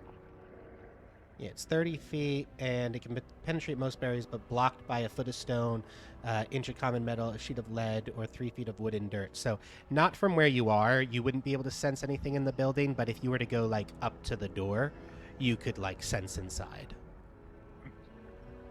I'll try it. I'll move with you. So, the door will be right here, basically, this Right here? square, where I'm pinging. Mhm. And so when you go up to that door and you kind of use your sense inside, you do indeed sense undead. Undead. Oh. Undead. Okay. I'll lead that to the group, I guess. We should just keep moving. And you more specifically, because you sense number as well, you would. If there is a... within 30 feet of those where the creature is located. So you would sense that within 30 feet of you, specifically, you sense 12 undead presences. Well, okay. We should keep moving. It's none of our business. We have things to do. I agree. Can we continue this way, or does the map get, or should we keep going? Yeah, if you want to keep going north off the map, you just let me know. If that's the direction you want to go. You just tell me which direction specifically you're going. So yeah, North or west in this west. case. Okay, so west cardinally. North. I got West you. card. Okay, so you guys go this way. So I am going to switch maps here.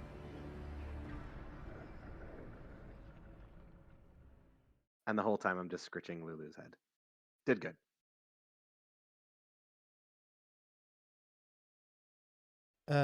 Give me a second.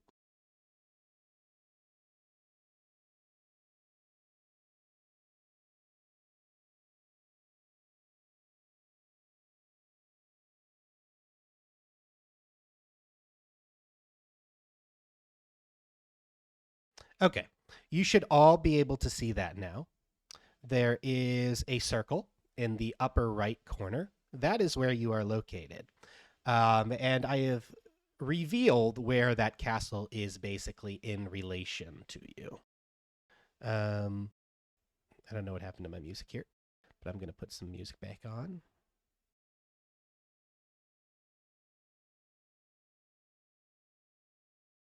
Music! Can't have this without music. So at the bottom part of this circle that you said we're in is where we just came out. Yes, so you guys are going to be right here.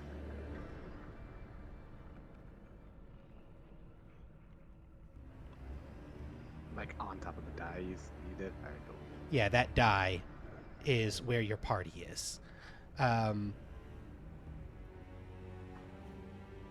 So, if anything, I would like to maybe fly onto the roof, so maybe just a little above them, just to see like the most direct route to this place that doesn't have, if anything, blocked alleyways or like collapsed buildings that have blocked off paths. Yep, I'll have to double back on. you can absolutely do that. And I am going to do this for you. Okay.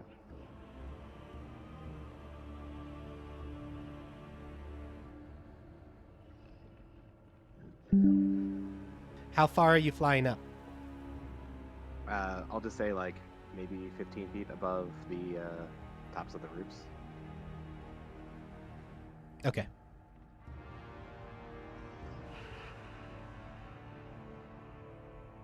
I could talk to Delegash and go higher if you want me to, but I feel like this is a safe distance. Probably best not to draw attention. Stay low. I'm going to send you a screenshot. Take this Okay. in Discord. Here's basically an overview of kind of what you're seeing. Okay. And we are... You are towards the mid-right there. Mid-right. Okay. Sorry, I'm trying to figure out how to zoom this in. There we go.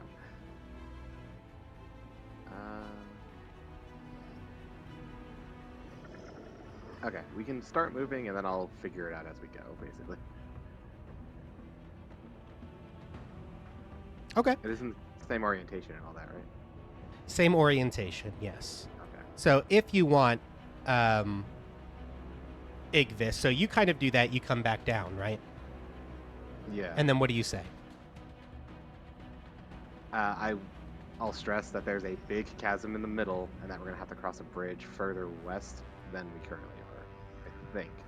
And when you say the bridge, Harkina will pipe up and say, I think I can guide us to the bridge. Okay, lead the way and I'll be I have lived here after all, as long as it's not too horribly disfigured. She says, we need to go west. Okay, following you then. Okay, so everybody's going to agree to basically follow Harkina's directions?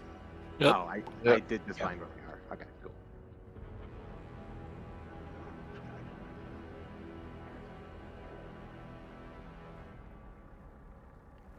And actually, what I'll do is this.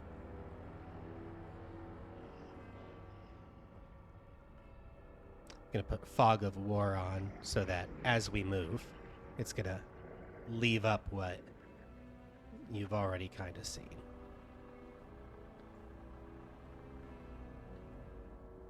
Okay, so yeah, I know exactly where we are now on this map. It was just kind of hard to like pinpoint exactly where it was. Everybody give me a stealth roll.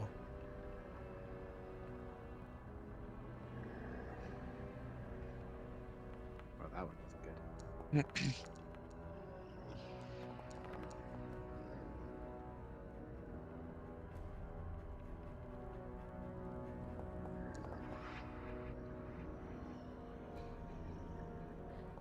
Those are some stellar stealth rolls. Quiet as a cow. An area needs a stealth. Oh, you. Okay, we need the fourth highest. 9. The fourth of 5. Yep. Okay, so your stealth is a 5 right now. You guys are being extra super duper quiet. 100%. And we won't hear anything otherwise. So you come up this direction, and when you get about here, and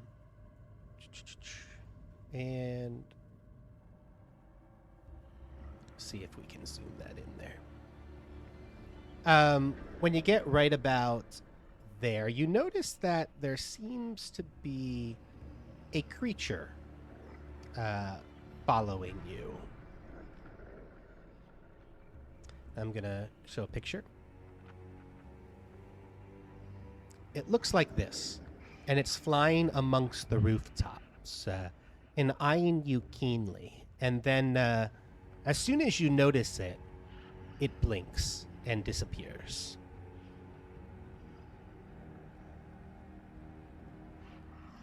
Well, that can't be good. Nothing we haven't dealt with before. I'm sorry, what? Have you been in hell before? Do you not remember the brother Thirstwell who had imps chasing us all over the place? Or the gang of imps that grabbed me and Fist. At least we weren't in hell. I'm just tired of these devils. I've never Hey. faced him before. It's a Hey, at first for least me. if we kill them here, they stay dead. Silver linings, I suppose. Okay, as you get up here, I am going to switch the map.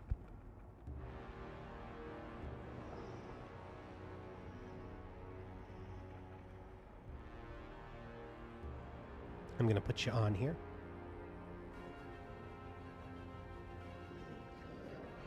You're going to be slightly off the map here, so I'm just going to put you on the bottom because you're going to see all this.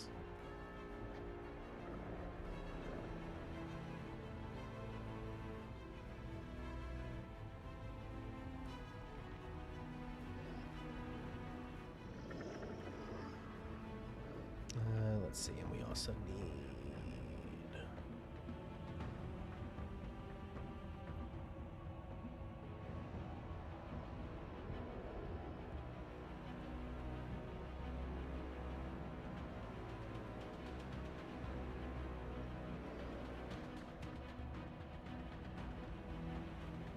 All right.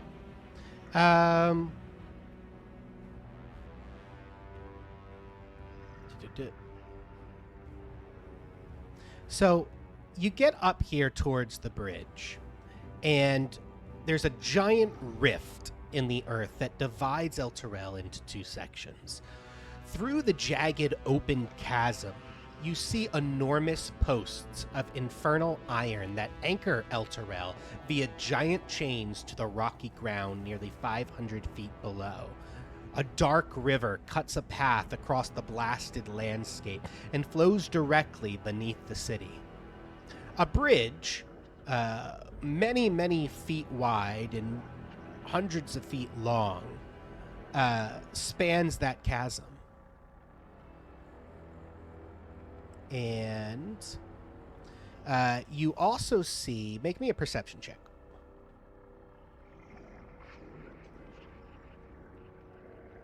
Actually, sorry. Make me a Arcana check, not a perception. If you rolled perception, you can keep your D20 roll and just add whatever your Arcana is.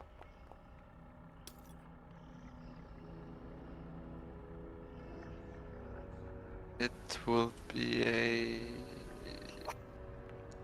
18 for me for Arcana. Okay. 22 for me. Nope, sorry, 19. I don't have plus 3. My passive perception is higher than what I rolled. Okay. Yeah, I misspoke when I said perception. I needed an Arcana instead.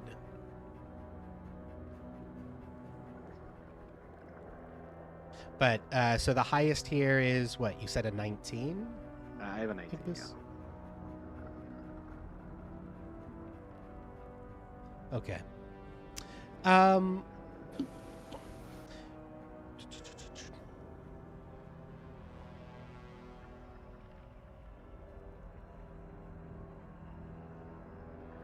Okay, so you recognize that the runes on the bridge, Igvis with your 19, anybody who rolled a 15 or higher on their Arcana check recognizes that the runes etched on the bridge there can be activated to produce a radiant energy harmful to fiends and undeads. Because you recognize that that stonework and those ruins indicate that this structure has been consecrated in the name of Torm, who you know is the god of courage and self-sacrifice. You're very familiar with Torm at this point. And as you look on the bridge, you see that there are 9 infernal creatures standing across the bridge. 3 of them have those snake-like beards, and the other ones, which you also recognize, look like these. And you have seen that beneath Vantham Manor. But they seem to be standing on the bridge, standing guard. They haven't seen us yet? It does not seem like they have seen you yet. You're not where you actually are there on the map. You're farther away, kind of behind some buildings. But I'm just putting you there so you can kind of see on the map. But that is what you see, and that is what you know. You're not sure exactly what those words are that you would need to speak or how to activate the rune. The runes, but you can make me a religion check in order to try and figure that out as you're sitting there contemplating and talking about all this information.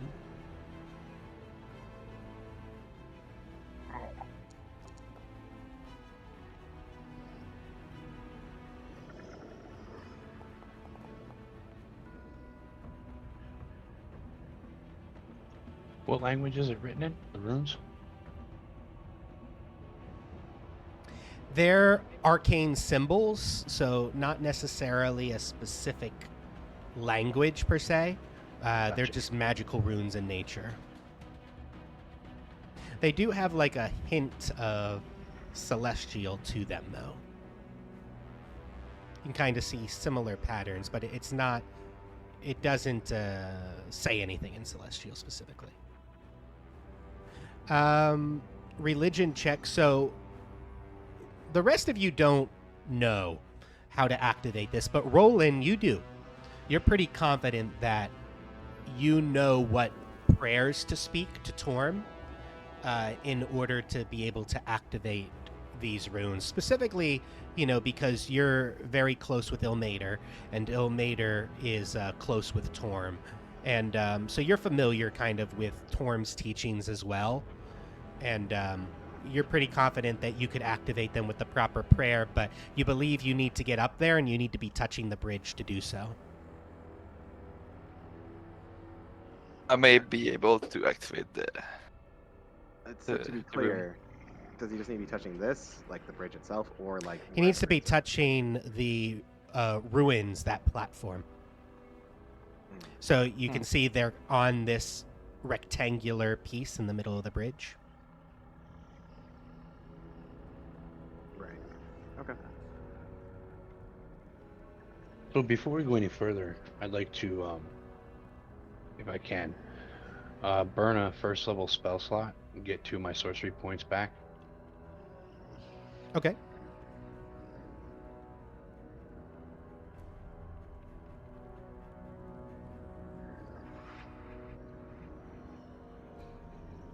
I'll just kind of look at everybody and be like, well, I can like make a distraction anywhere I need to make it, but I might have to do it alone. Unless Lulu, you want to be by my side, maybe? As a distraction, we should probably guard these other people too. What will we do with them? The other 4 will be with them. We need to get them away from those ruins. And I'm gonna think, and I'll point kind of to the other side of the bridge since we can all fly. If we can draw them to that side, they can just run up the side that'll be clear.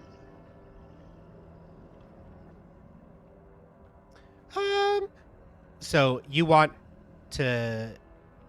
So explain kind of like your plan again. I would like to take either myself and Lulu or just myself to the opposite side, like to the other over here, because we can just fly over the chasm.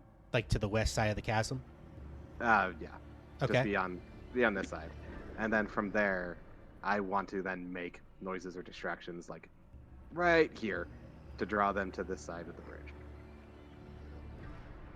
Gotcha. Okay. That's what I would like to do. If anybody else has something else they Do I know if the prayer is a long one, a short one?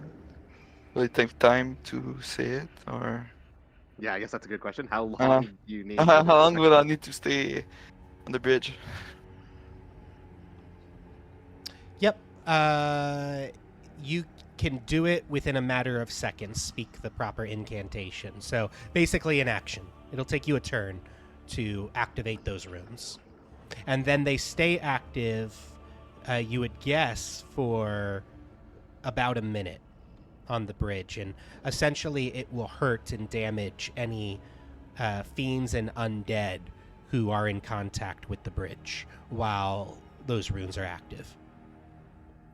It basically, you believe that it'll probably like pulsate in energy surrounding the bridge since it's consecrated in that way, and that it'll stay active that way for maybe a minute, maybe longer. You're not sure though. Okay.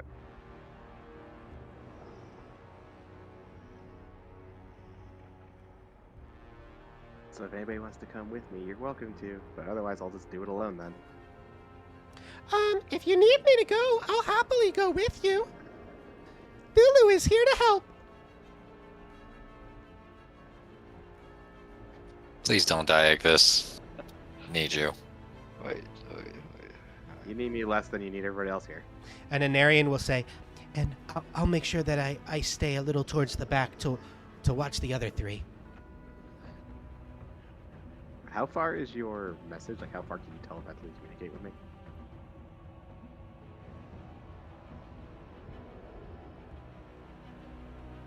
Huh.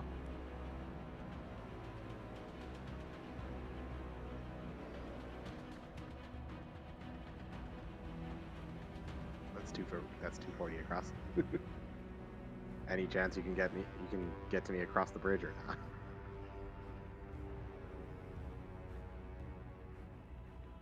You're talking to Dolakesh? Yeah. You're asking if I can fly to the cross? No, if you can communicate with me while I'm across. Oh, hang on. About 240 feet from it. I think I can do it up to a number of miles. Hang on. Oh, well, that would be nice.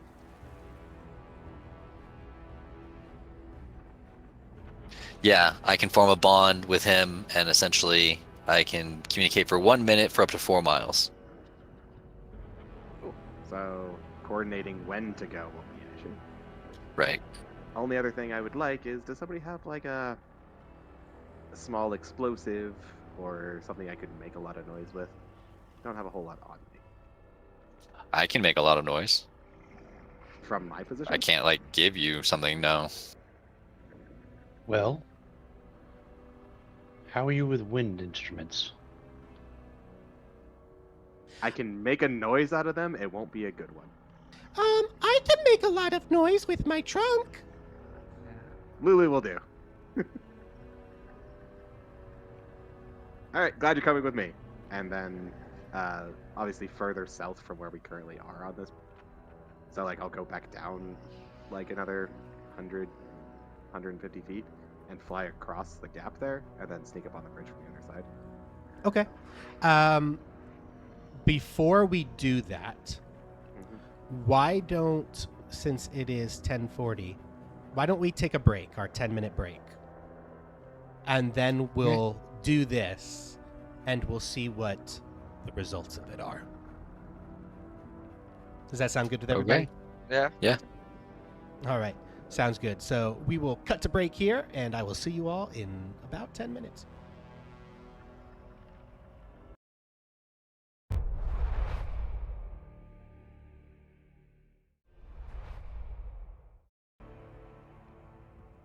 All right, and we are back from break here. Let's see. I can zoom out the stream here a little bit. There we go. So stream can kind of see what is going on here. So when we left our characters there right before the break, they saw this big bridge with a whole bunch of creatures on it. These bearded devils and spine devils, which they have fought before already, and they were coming up with a plan. So Igvis, can you just repeat the plan here for the benefit of the stream? Just before I continue with my plan, I just want to know one quick thing. How fast can Lulu fly? Lulu can fly 120 feet. I have 120 foot. Is her movement. Sweet. Okay, this is fine then. So the plan then is for myself and Lulu to break off from the main group. We currently have a bridge covered in demons and devils and whatever else is on here. We want to draw them to the side of the bridge away from the allies, through some sort of distraction. And once they're over there, then the other half can do whatever they need to do. That is the general plan. Okay, you're trying to draw them to the opposite side of the bridge. Correct. Okay. That sounds good to me.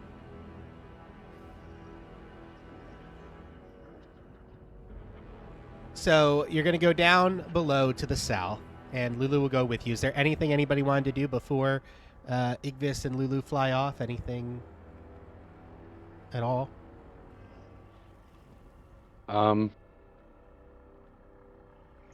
Well, now that I got those 2 sorcery points back, I'd like to burn all 5 of them to get a 3rd level spell slot back. Okay, you can do that.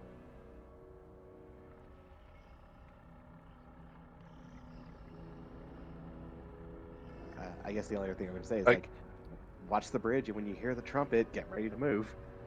I will precast Spirit Guardian. Okie doke. All right, so Igvis, you and Lulu can move.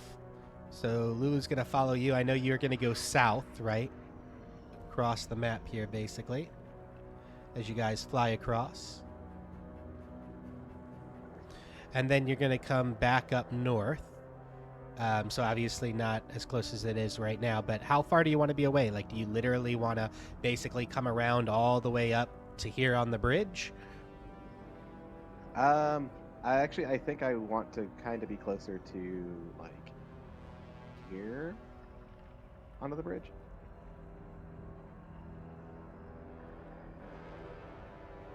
And then start with my plan. Okay, sounds good. So basically what that looks like is it's kind of like a walkway across the bridge. And then there's like a gate there, or a wall, a fence that blocks from the main side of the bridge as well. But, you know, you can see through it and you can still see the bridge and everything. But you're going to basically go up to there, and then you're going to start with your plan, and you want Lulu to go "Beep, beep, beep," and use her trumpet, right? Yeah, and then as soon as I hear the trumpet, I'm basically just going to say, "Follow me, Lulu," and we're going to go up and over the top. So by the time they realize what the hell's going on, we will be here about 30 feet in the air. Okay, sounds good. All right, so Lulu will do that. She'll go "Beep, beep, beep, beep," and she will do her trumpet. And I am going to need everybody to roll initiative for me.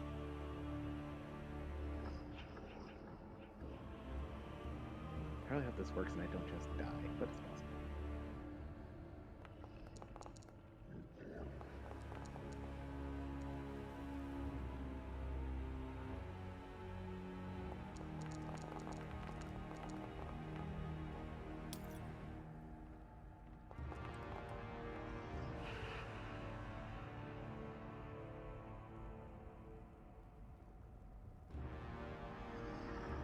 So let's see. Did we get everybody in initiative there? I got Igvis, I got Dolakash, I got Roland.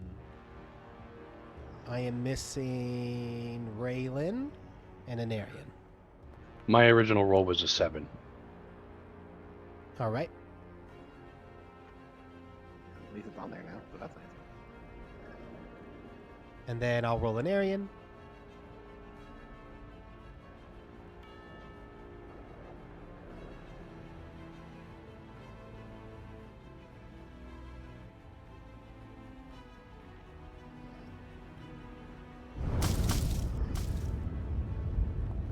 So Narian will get a 16.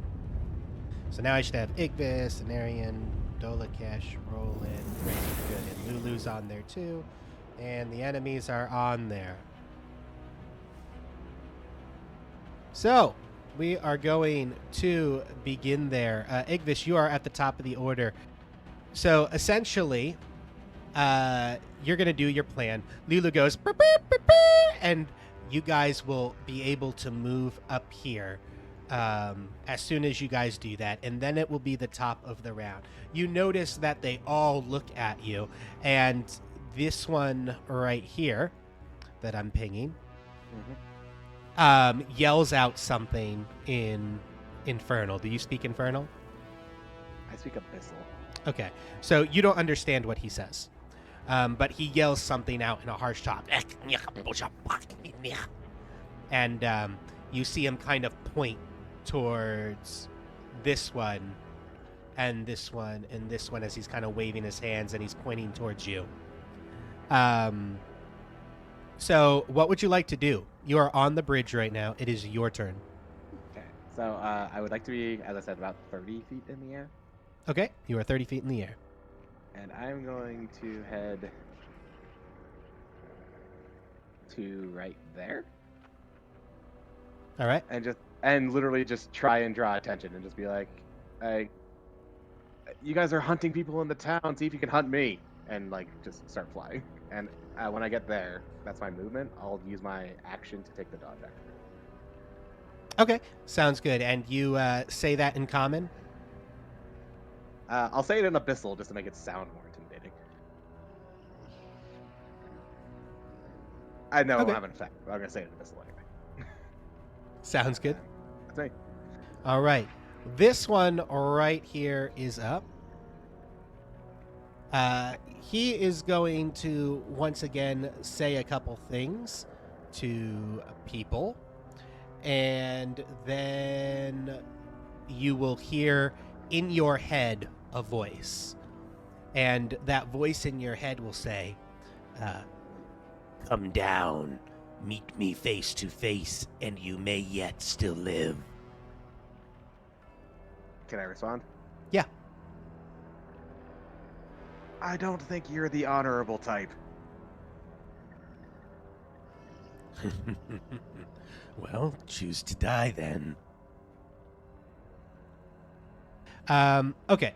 This one is going to move over here and is going to take the dodge action.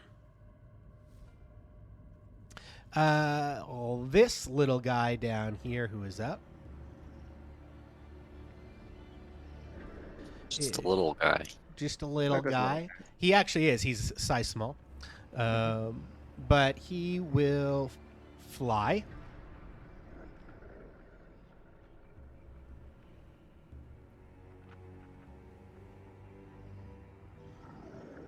And he's going to fly all the way up to you. Okay. And I'm just counting my spaces too, just to make sure. Yes. He will fly all the way up to you.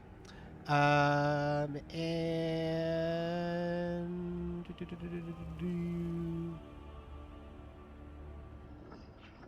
actually, he won't fly all the way up to you. He's going to go right there. And he will also be about 30 feet in the air. Okay. And you're going to see him whip his tail at you. And out of his tail are going to be coming the spikes. And 2 of these spikes are going to come at you. Okay.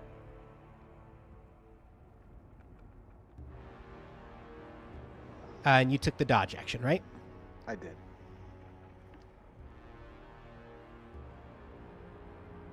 So here's the first one. And here's the second one.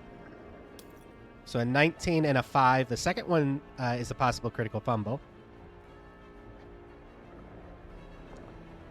It will not critically fumble. But the first one, 19, does that hit? Yes.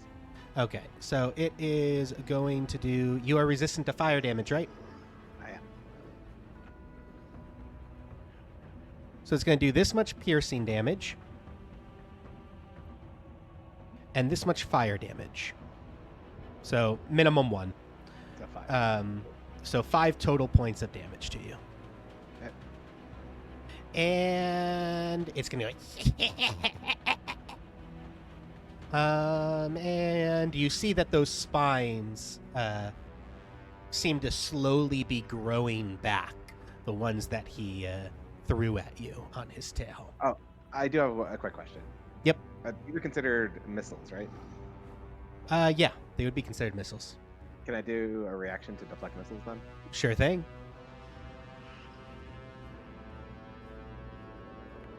So I'll just catch it then, because I reduced the damage by 14. Yeah, sounds good. So do that. I won't spend a key to throw it back, but I'm just going to prevent whatever damage he's going to do. Cool. Sounds good. You snag the one that would have hit you. And I'll just drop it. Be like, you can do better. And he goes, "Nyeh."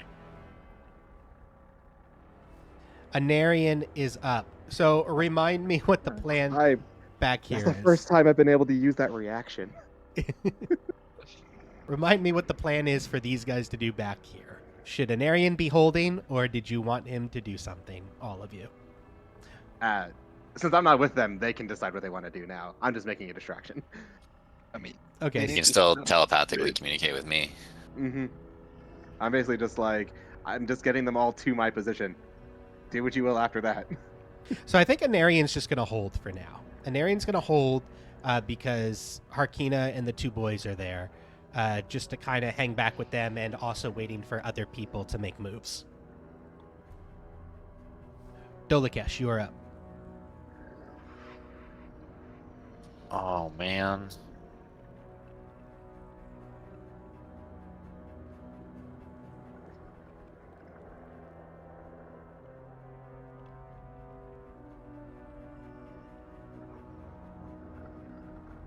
I guess I'll just move closer and I'll hold my action as a dash to go when the coast seems clear.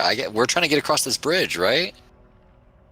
I'm trying to get specifically this guy here.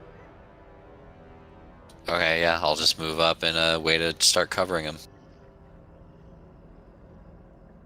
What I'm thinking is our 30. destination is like that's our destination. I just marked it with an area. No, since I didn't realize how big this space was, I'll go ahead and just dash forward. Okay. And are you trying to kind of move up stealthily to that wall so that you're not noticed? I mean, I'm no rogue, but I guess I'm probably crouched low and moving along, yeah. Okay. Yeah, I just want to know, because then you can roll a stealth for me. Because it is pretty wide open there. So you're kind of making a dash across as quickly as you can to try and hide behind that 10. spot. Okay. Good to know.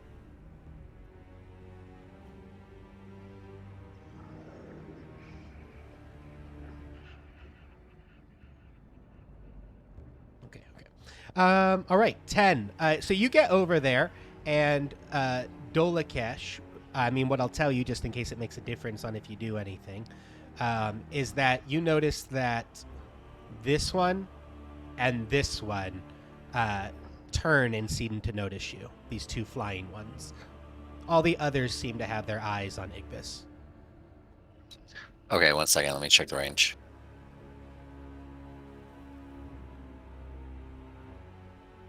And they turn and they notice you as, like, you're dashing across.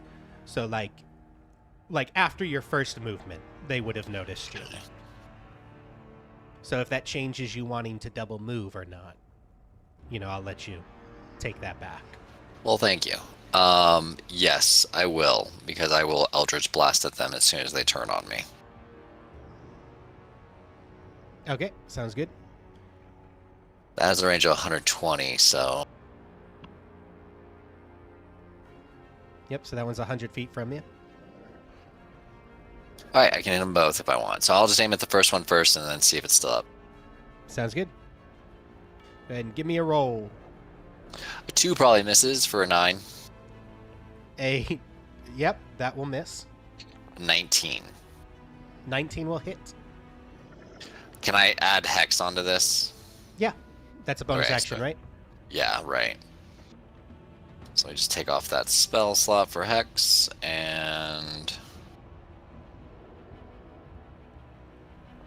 minimum force damage of 1. Okay. Gosh, 2 Hex damage for 2 necrotic. Alrighty then. I'm just want to make sure I mark this guy as hexed. Actually, can you just target him? That'll probably be easier. Yeah, there we go. Okay, so 2 necrotic, 1 force. And that'll be me. He goes, okay. Now, the guy up north there, who also noticed you, is going to move. It's going to take to the air.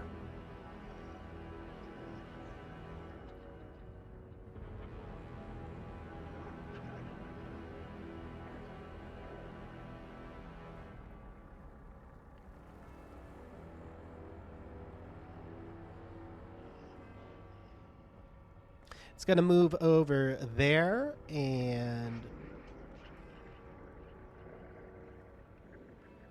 it is going to do the same thing it did. The other one did to Igvis. It's going to come out with 2 tail spines at you.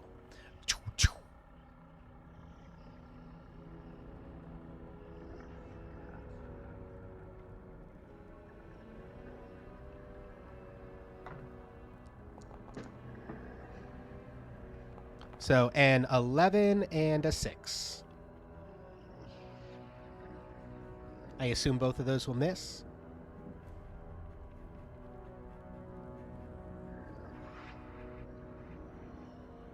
Dolikesh? Edge? I'm sorry, I was not looking. What? 6 and an 11 to hit you. Oh, miss. Cool. So that one will miss, and it looks like it's very angry, and you'll hear it yell out something. And do you speak Infernal, Dolikesh? I do not. Okay, so you don't know what it says. Anybody who speaks Infernal and would like to know what it says, I will tell you on your turn. But you hear it yell out something in a language you do not understand. What's the range on a Narian's bow? If I can ask. 120? It's a longbow, I was just- so whatever a longbow is, I'd have to look at. I was just curious if when this thing started getting. It's 150 and 600 long range, it looks like. I didn't know if he would like fire on them once he saw them going after Delegash or not. That's up to you, I suppose. Yeah, he'd probably take his turn there. So we'll put a Narian down in the initiative order at here.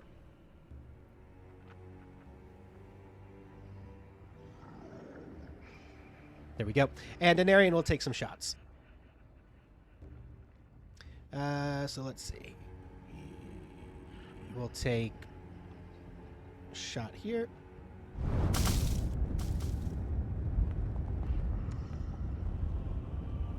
So a 14 against this creature will hit.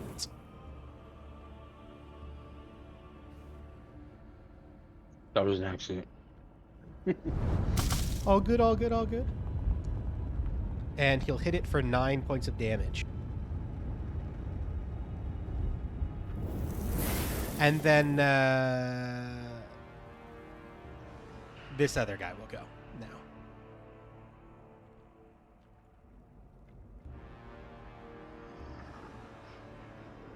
And you're going to see him start coming this way.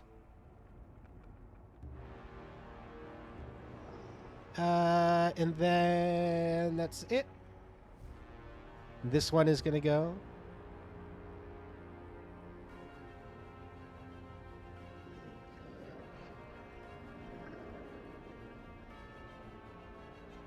This one is also flying, and it will attack you, Dolikesh.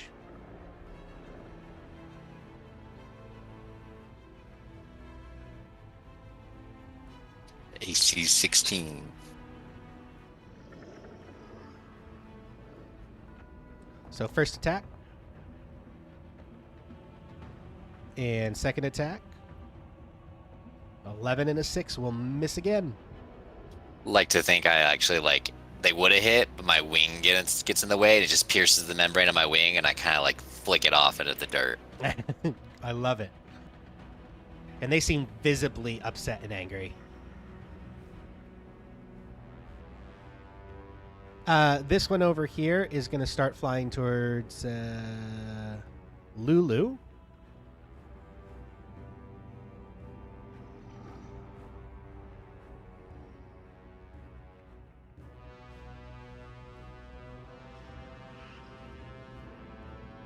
And it is going to attack Lulu. It's going to bite at Lulu and then attack with this fork that it has in its hand.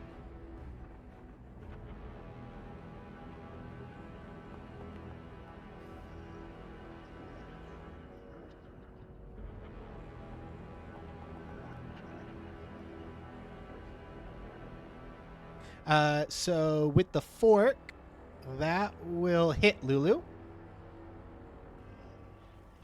which is going to be this much damage.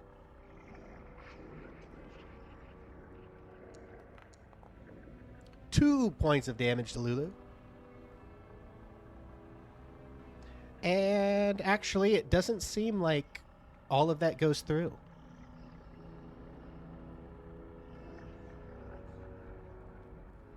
And Lulu says back, "Well, that wasn't very nice." And then, Roland, it is your turn.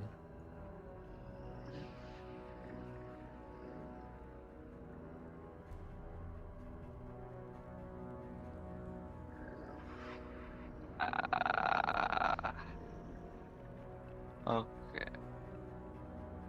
I will take my movement to move 30 feet and miss this step to get 30 feet more, so 60 feet. Okay, sounds good. So,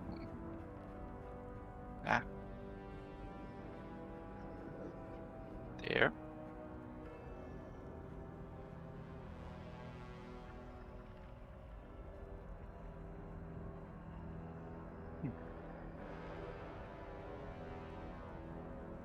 Can and I will cast Twilight Sanctuary. That is a 30-foot radius sphere around me that give me dim light and grants me 1d6 plus 6 temporary hit point. Cool, cool, cool. Can I?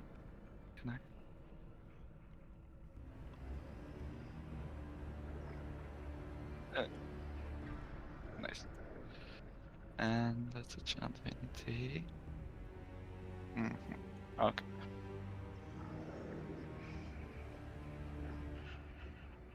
And that's the Twilight Sanctuary that you Yeah. cast. Okay. How do I roll a d6 plus 6? In Foundry, Yeah. you can type /roll 1d6 plus 6 with a space between roll and the 1d6. You also don't need the full roll. You can just put /R and then a space. That's R.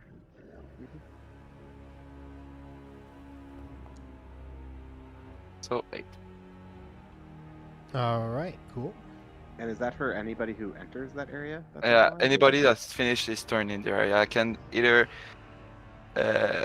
end an effect of charm, fright, or I can grant them a temporary point. Cool. So that's Nice, nice. All right. Lulu is up. Lulu is going to do some stuff here.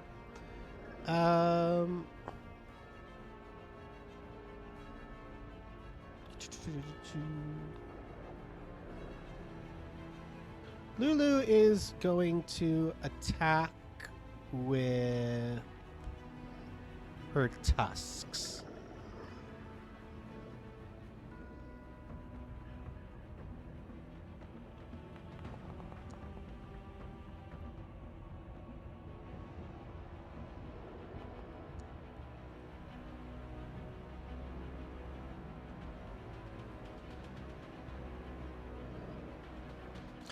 So a 6 and a 9 will miss. And then it is Raylan.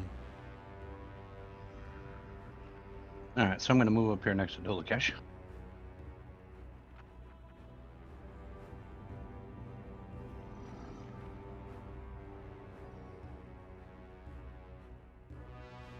And then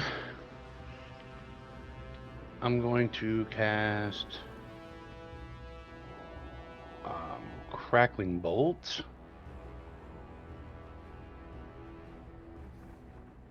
on the one closest to me. Okay. So that one right there. That one.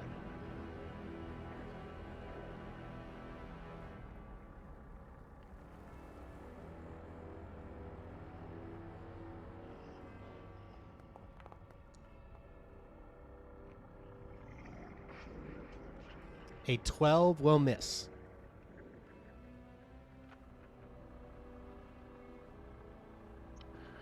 Okay.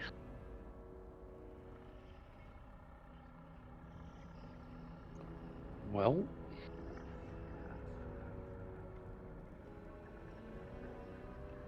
I guess I'll just end my turn right here then.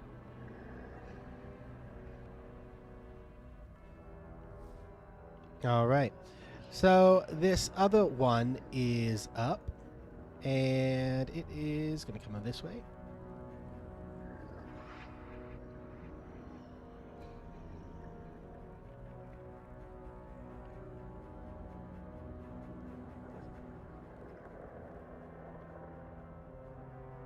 And it is going to let out some tail spikes at you, Roland. Okay. Oh, what was it those little things said in Infernal before? They looked back and they said, "We have more intruders this way, over here. They're trying to get behind us."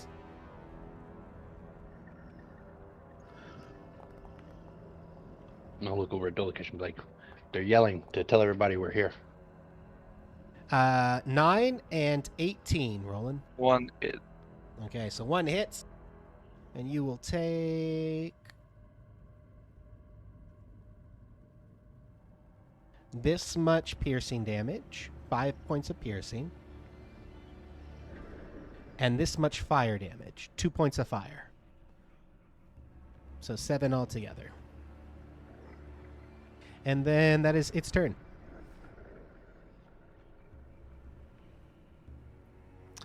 This one over here, Igvis, will go. And it is going to fly all the way up to you.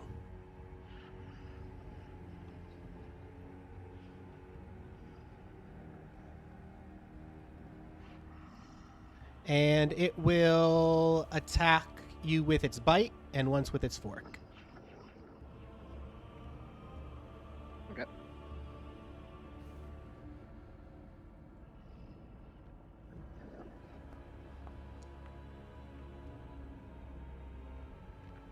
So a It 5 will probably- miss. Like I say, it probably doesn't matter, but it's still disadvantage. Yeah, it won't matter there. Mhm. And then this is the fork. Ooh, a It 20 and absolutely a mattered 1. there. Oh my god. So possible crit fumble.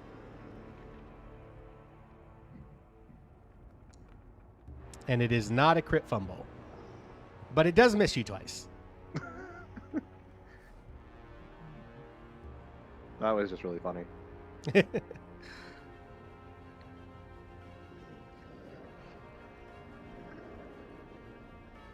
Right, this one is going to move over here and end its turn. Igvis, you are up.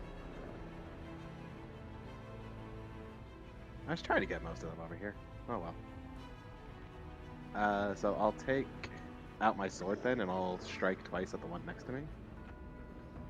Well, we'll see if I need to. Okay.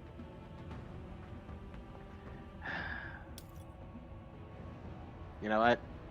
I have an inspiration. I'm just gonna burn that and re-roll this. I had that thing forever. Okay. Better. 21 to hit. That will hit.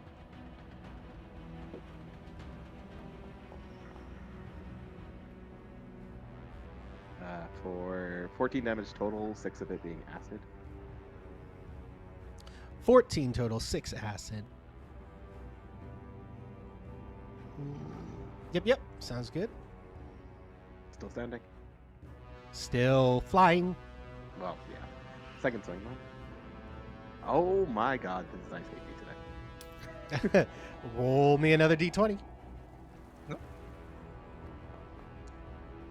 And you do not critically fumble. And then I'll use my bonus action to strike again. This time with arm strike.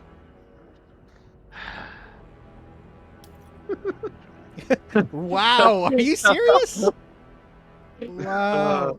Cool. You do not critically fumble, though. Wow, that is insane. You just I rolled know. 3 ones? I'm just gonna go above it, I suppose, and head in this direction. So I'd like to end up here. Okay, 40 it'll feet. take an attack of opportunity. Yeah. I'm basically moving here now in case I get the crit fumble that says you just fall prone and I fall off the edge of the bridge. So That would not be good. And it will crit Hey! fumble. What? What is going on? Give me his rig. And it will crit fumble. please go prone and just fall. Let's see what happens.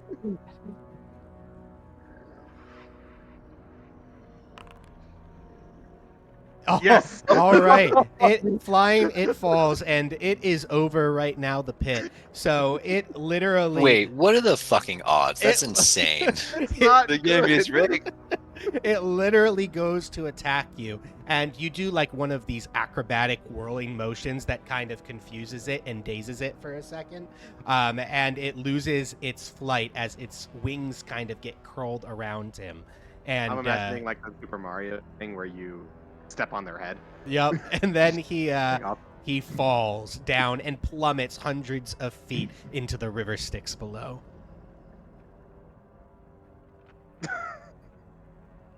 That's why I was just like, let me just get out from over this thing because that's 3. Wow. That's Uh, a lot of ones that were rolled. If you Fate can just wanted add his 10 pound more of feet flesh. to my height, that would be great, and then that's the end of my turn. So you are how far I'll up are be you? I'll be 40 feet in the air. Okay.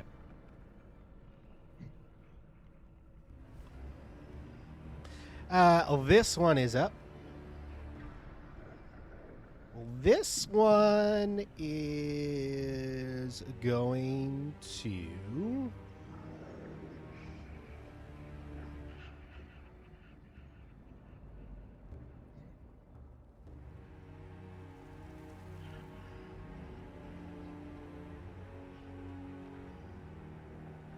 This one is going to move this way. And you're going to hear that same voice in your head that says, you coward, come face me here. Face me on the ground in hand to hand. Then drop your weapon and I'll drop mine. Hand to hand. And he will, he's going to double move over here. And then he will end. This one is going to fly right up to you.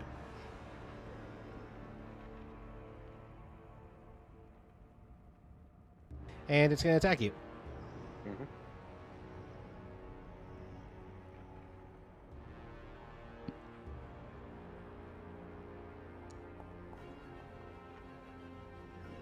A 20 to hit on the bite and a 16 to hit on the fork.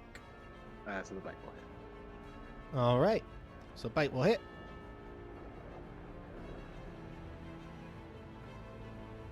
And all that will do.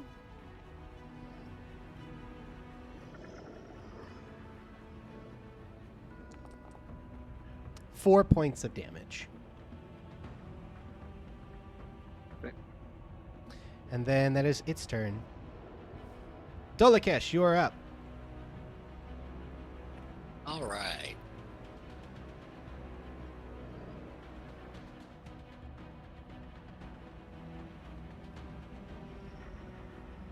"30 feet there, Elder Blast and Tentacle. The tentacle's gonna go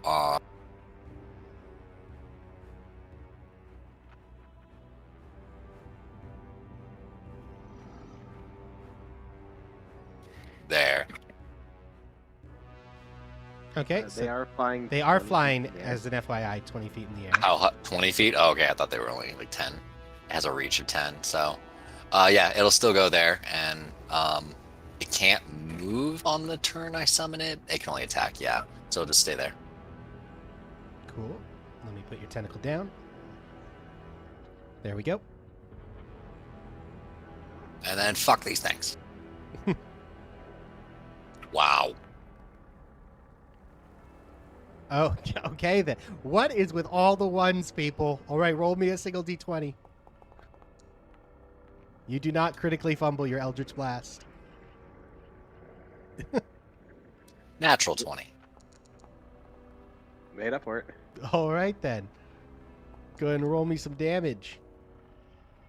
Do I double hex? I don't think so. A crit will double all damage. All damage die for Okay. the attack. A double sneak attack. So Yeah, so if you have hex damage, that many die, you double those die. Yeah. Hex is a d6 as well. 16. Yeah, and Okay. so yeah. So how much in total? Total is 16 damage. And 7 that's force, Which 9 one necrotic. did you attack? The one in front of the The tentacle? one that's targeted. Oh, the one that's targeted. Okay. Right, because that has your hex on it. Okay, cool. It is still up. What a cunt. that series of rolls was almost as bad as when I rolled double ones and then a 1 and a 2 on advantage. All right, this one is up. You hear this guy here. He yells out something to this guy back. Raylan would understand what he says. I And do. I'll just yell it out and repeat it. Yeah. So basically, he'll tell him and the other one that's down here that just got hit to go take care of the other flyers across the way. Hmm.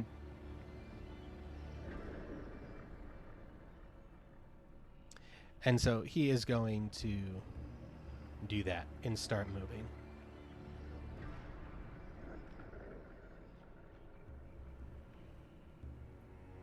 Yep.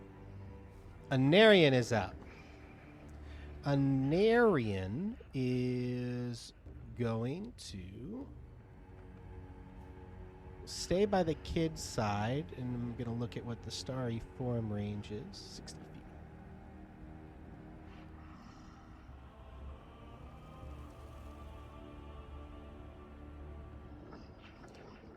Anarian's going to just shoot his longbow. He's going to shoot it at the one closest, so the one that Dolakesh is targeting, and is going to miss with an 8. That's an action.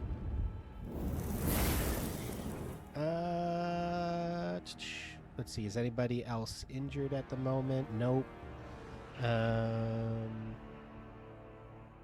All right. Anarian is going to pass.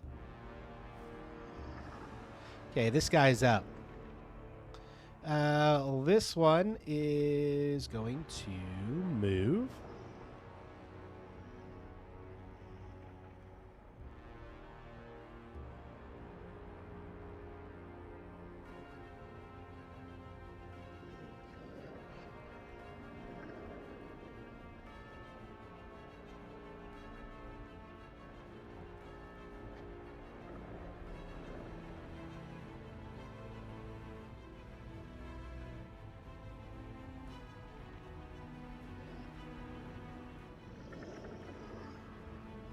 This one's You going must, to... you must make a wisdom saving throw. Yep. 14 to beat.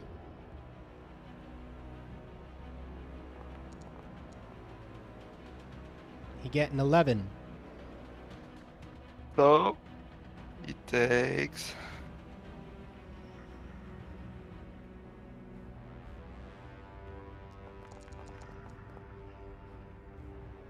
13 radiant damage. All right, 13 radiant damage. And that's from a spell, right? Yeah. Okay, so it actually has advantage on that. Ah, I'm gonna roll that again real quick.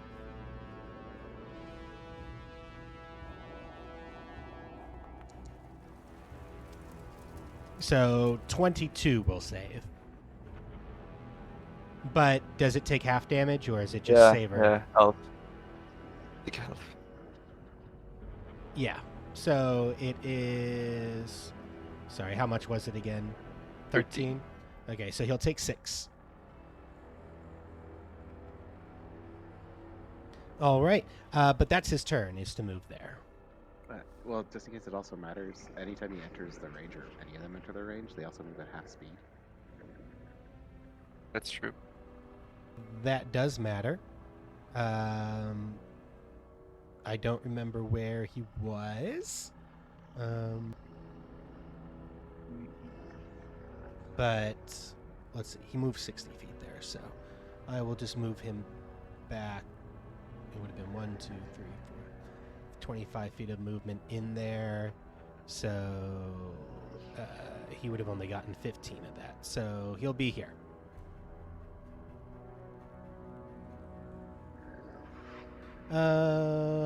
Okay.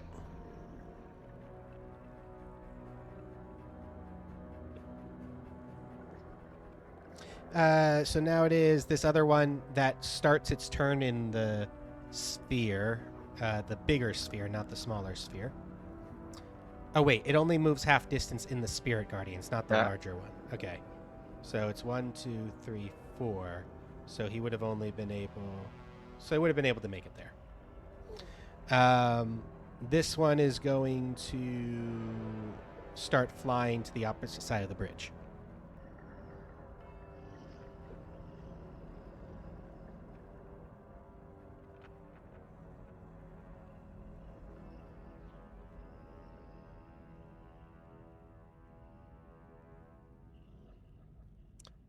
What's this? And now this one is up. This one is going to attack Lulu because she is right there.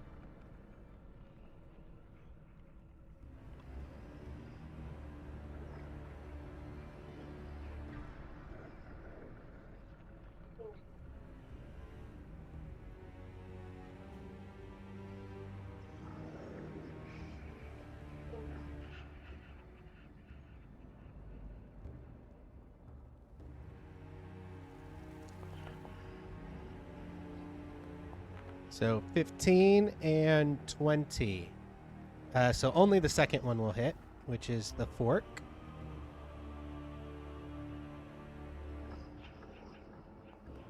And it will do half of that damage.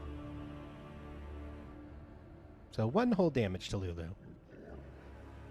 Really stronger than all of us. You should really stop that, because I don't like that. Roland, you are up. Oh, okay. With my bonus action, I will do Step of the Night, so I will start flying. Fly, like 15 feet in the air. Okay, we'll get an attack of opportunity on Yeah. you. Yeah.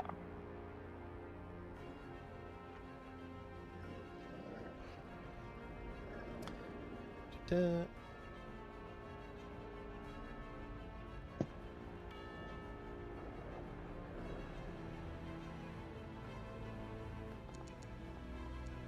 So a 9 will miss. And I will take my rest of my movement to advance where the rune is, and I will dash too. So 45, 45.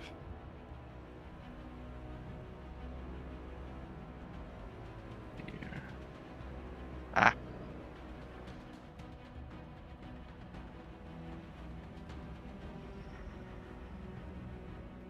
Okay.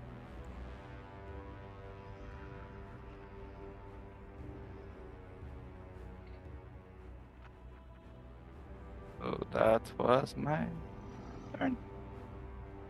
Sounds good.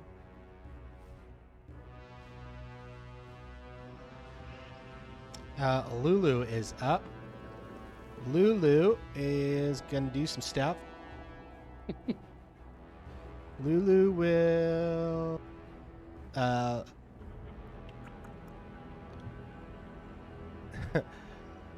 Lulu is going to use her tusks.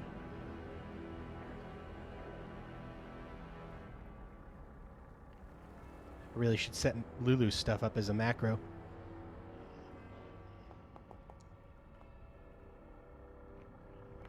So 13 and 5. So she will hit with the first one, miss with the second one.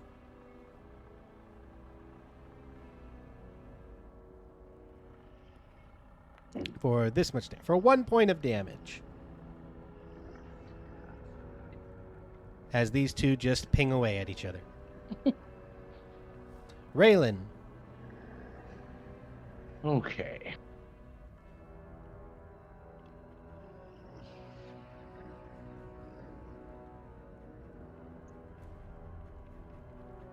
Ah, I have a question. Okie doke. I have still one liberated point. Can I replace it with another roll, or like, because I can give me another d6? I know they can't stack, but can they switch? Yes. Yes. Yeah. Well, then, right.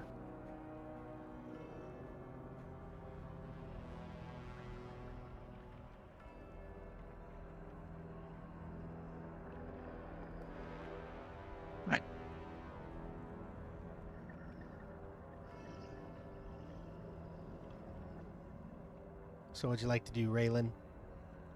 all right. I'm gonna target that guy right there, and I think we're gonna hit him with a crackling bolt. Okie doke.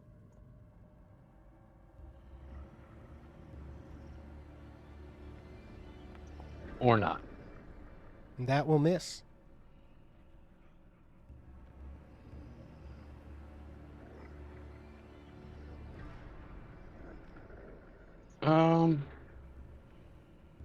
I guess I'm just gonna have to end my turn, I guess. All right. Well, this little guy is up.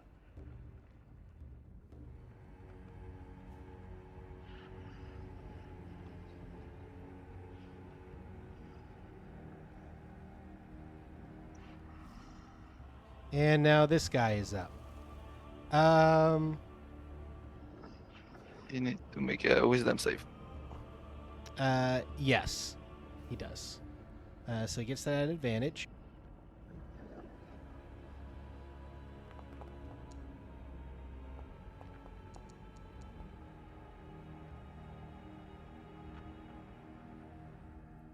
So he has a 20.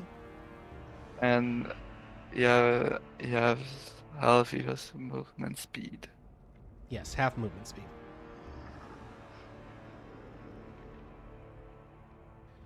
You can roll your damage, though, because he gets half of it, Yeah. right? Yeah. 9. 9. All right.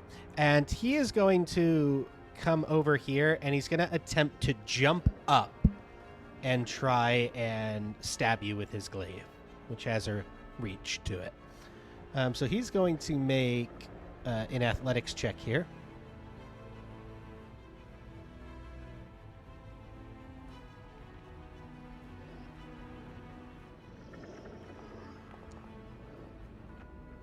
And he will jump up in the air and stab you with his glaive.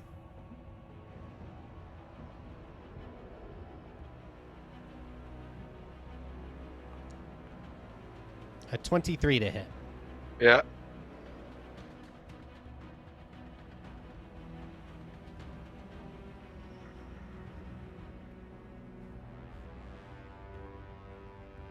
Okay, for this much slashing damage, and then I need a Constitution saving throw. No, the first is for the... Damn. Okay, so a 10. So he slashes at you with his glaive as he jumps up to try to swipe you out of the air, and he catches you across the your ankles. And again, that burning sensation from that wound hits you, and it's just very incredibly painful. And for the concentration, 2, I guess. Yep, you'll have to make a concentration check. But I have Warcaster, so advantage, right? Yes. Warcaster. Yes. Yeah, Okay. I think. Yeah, advantage on saving throws to maintain concentration on a spell. So Cool. 16. 16. And sorry, I'm just looking at what the DC of Concentration is It's minimum 10 plus. or half damage, It's 10 or half damage. Yeah. whichever one. Okay. Whichever So you greater. made it. Cool. And then he will. Let's see. So that is 5, 10, 15, 20. He's going to try to jump up again and swipe you again. So I'm going to roll in athletics.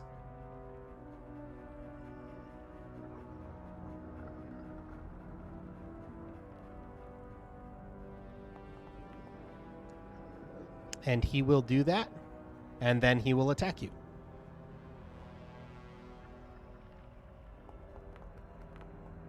So a 24 to hit. Yeah.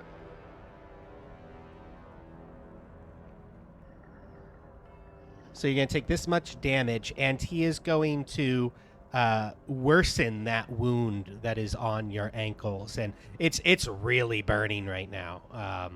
It's seriously a problem for you as you take another 5 points of damage, and then make me a concentration check again at advantage. Advantage. I have 4.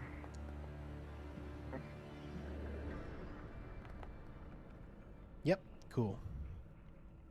All right, and that is going to be his turn.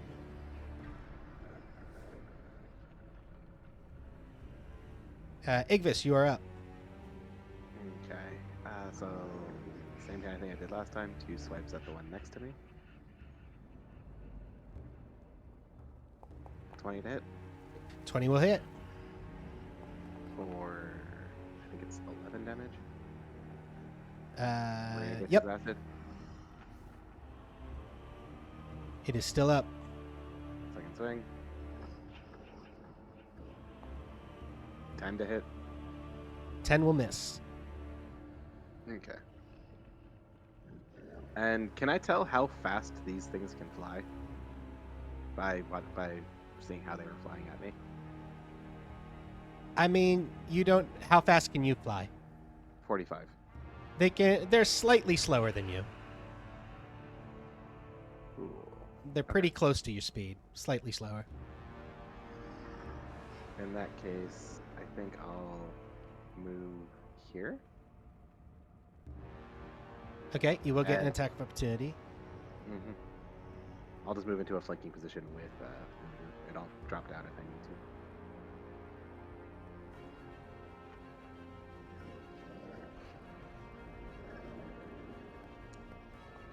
14. That'll miss. All right. And then I'll take a swing at it with just my fist. 26 to hit for Yep. 7 damage. And that's your fist. Your fists are magical or no? I don't believe so yet. I'll double check that for you. Are they anything else? Nope, just bludgeoning. Okay. So it doesn't seem like it has as much of an effect on them. We're level 5, yeah? Level 6. We're level 6? Yeah. Ah! Then yes, they are magical. All right. So it does have as an effect on them, more normal effect. Yeah. They are key empowered strikes, so my unarmed strikes are magical. Okay, cool. That mitigation. And that, I It's been so long I forgot what level we were. Don't mind me. And that'll end my turn.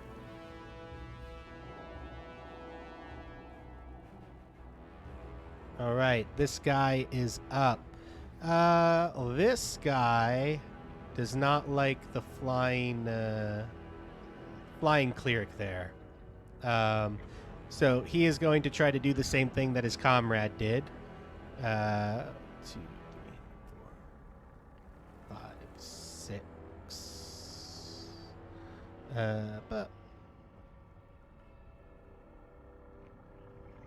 I'm gonna just look at what he. Yeah. He's gonna come all the way up here, and he's gonna have to make his wisdom save. Yeah.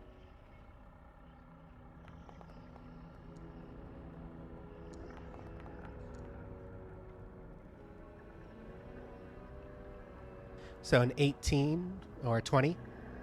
So he will take half damage though. Oh no, not the good one. Not 11.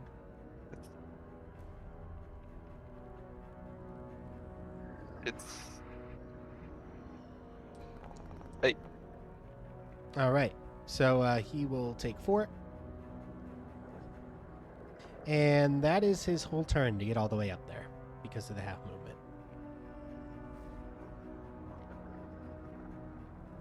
This creature here is up next. It is going to fly over to you. You're 30 feet up now, Igvis, right? Yeah, I'm with Lulu.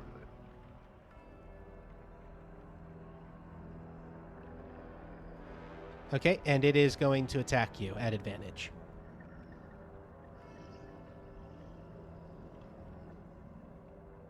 So bite and then a fork.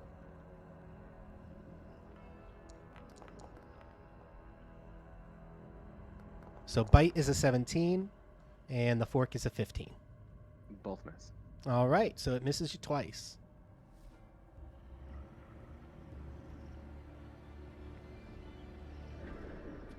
Okay. You need some help there, bud. So my tentacle will move up.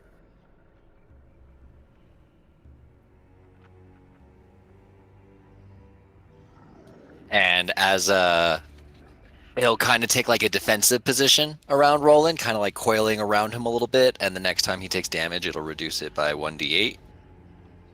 So Roland is up 15 feet. Yeah. The attacker has to be within 10 feet of the coil. Oh, okay. So it's forming like a little defensive posture I underneath got you. him. Okay, cool. And Just directly underneath him, I... basically. What? It's directly underneath him, swiping their weapons away. Like, stop Yeah, yeah. Stay away from him. You're going to grab their ankle and pull him down the next time he tries to jump up. I am debating...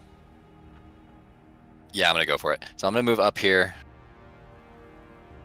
And 2 blasts on this... I can't bonus action to move my hex because I already bonus action with the tentacles. So it's just 2 blasts on this guy near the ramp, and I want to repelling blast him off that ledge. Awesome. Yes. Go ahead and give me an attack roll. A 10. 10 will miss. An 18. 18 will hit. For 2 damage. Force damage. And he's moved 10 feet away from me. Cool. So he will come all the way here. I'm going to give him, because you'd be repelling him, there's like a little bar there. Yeah, I see. So I'm going to give him an acrobatics save. Sure. Let's say his acrobatics needs to be... I'm going to give him an acrobatics of... what's your spell save? I'm going to average. Question. I'm going to average that in 10. So tell me what that. Spell save is 15. Okay, so we're going to say acrobatics at 12. He has to make.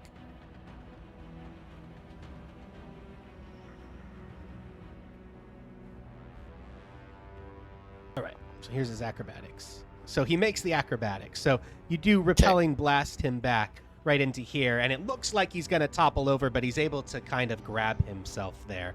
And right now he is he's dangling off the ledge, holding on to it. The bar. Good riddance. Almost. That's my turn. All right.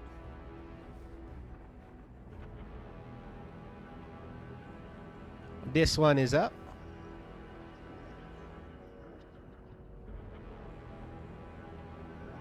It's going to move all the way here and then end. Anarian is up. I'm sorry. The tentacle still gets an attack. Okay. It doesn't like cost anything to do the guardian coil. It just has it. Gotcha. Okay, cool. Give me an attack. Which one did you want to attack? I guess the one right next to it. Yeah, that one to the south of him. Okay.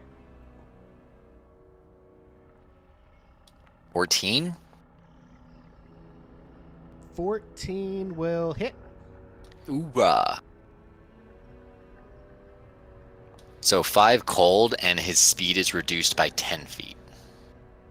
All right. Sounds good. It doesn't look like he's bothered as much by the cold, but it does do Sure. damage. Anarian. Anarian is going to shoot his longbow. And he can... actually, he's going to shoot his longbow at the guy dangling off the edge here. Thank you so much.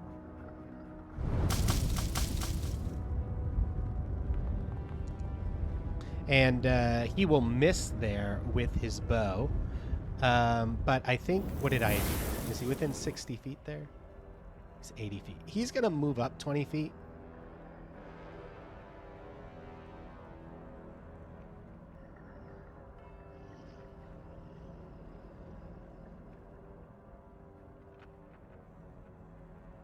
And then he's going to starry form. And as part of that, he will get an attack. So 22 will hit. And he's going to do this much damage. 11 radiant. And we're going to give this guy another acrobatic save. We'll use the same idea. Half between 10 and his spell save DC. So it's going to be the same DC. So DC 12 acrobatics.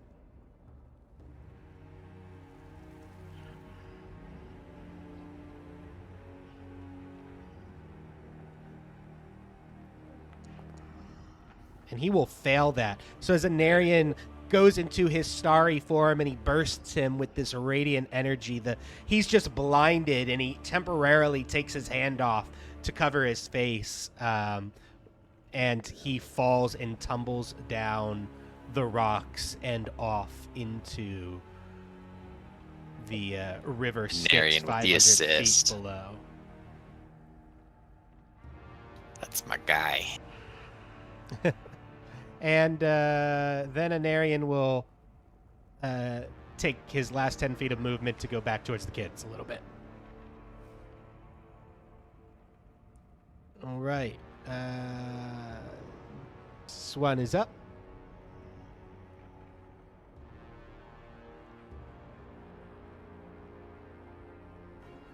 And it's going to move there.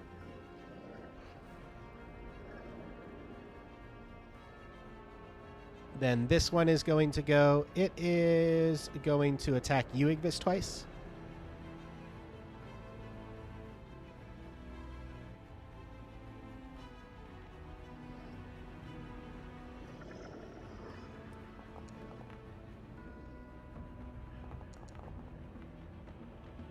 So 12 and then 20. The second one. Okay. So that is with the fork. And so that will do this much damage.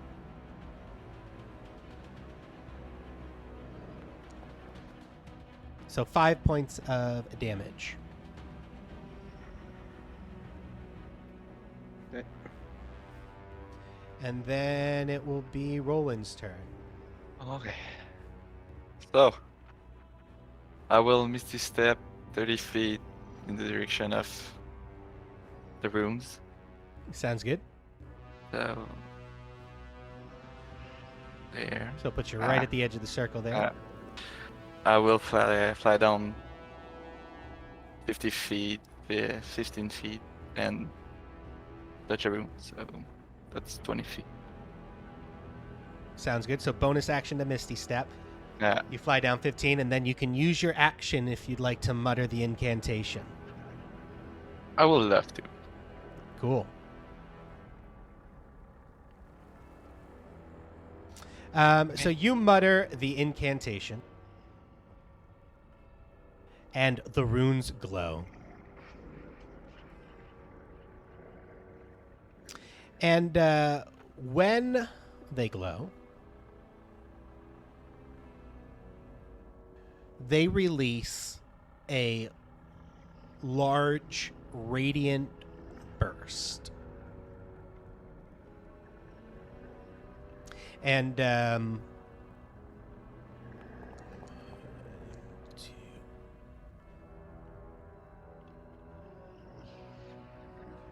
one, two. So the non-flying fiends, which are these two right here, are going to take some damage.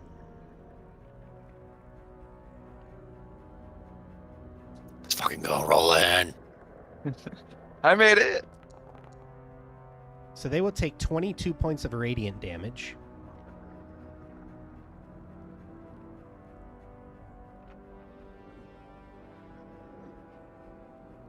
And the bridge continues to pulsate with this energy.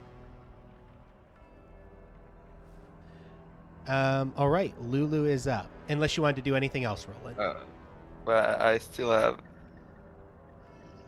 10 feet, I think. So I will have to do 10 feet in the air. Okay, 10 feet in the air. Yeah. Awesome, awesome. Lulu is up. Lulu! Lulu is gonna use her tusks at advantage on this little flying creature.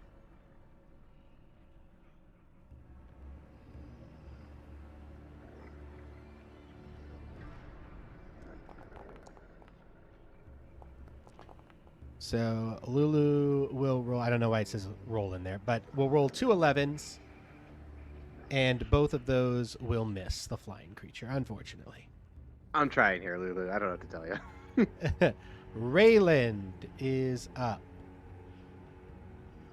Okay. So I'm gonna move, or try to anyway.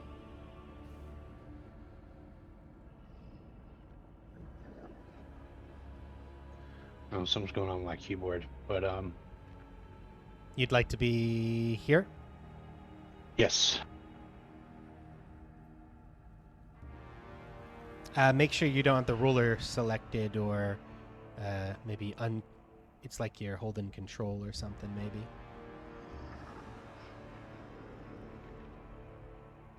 Let's just.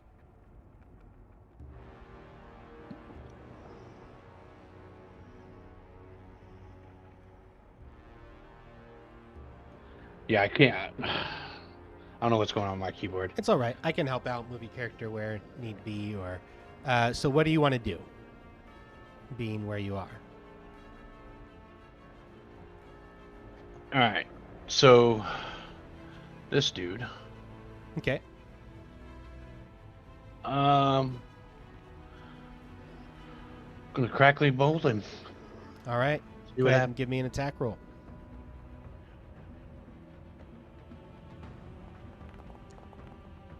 Nat 20. Nice.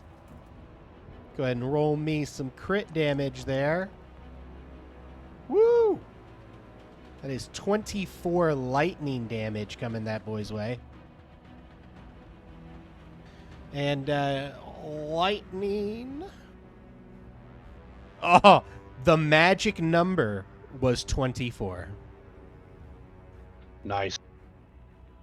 as you take him down to the visible fear of the other one that just watched his friend disintegrate in front of him.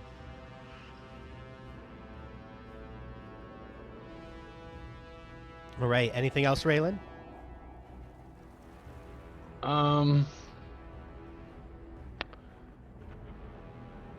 I think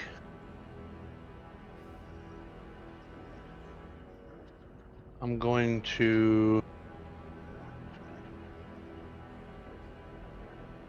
Misty Step 30 feet straight north of me. Okay.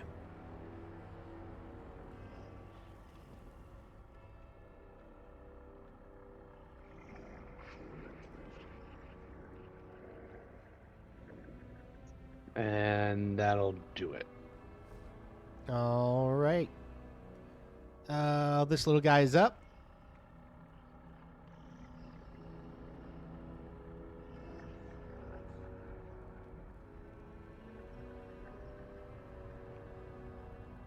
And he is going to move up to your level, Igvis. And then he's going to end his turn. Igvis, you are up. You hear Lulu say, if you get out of the way, I think I can hit them all with my trumpet. Sounds like a plan. In the meantime, and I'll swing twice at the one right in front of them. All right, sounds good. And you'll actually hear her voice in your head. She won't say it out loud, but you hear that voice in your head. Okay, so just in case I got a crit, I rolled twice, but it was a 25 to hit. Okay, and that's to hit which one again? The one between us. Okay, For 13 damage. 13. All right, still up. Yep. And this is with Fang? Yeah. With Fang. And the 25 to hit. That'll hit. Oh, almost max damage. And it goes 16. down. Cool. And then I'll, because I'm 30 feet in the air, I'll just drop essentially and move my full distance down to land on the ground. Okay. Two of them would get attacks of opportunity against you because they're right next to you. Mm-hmm.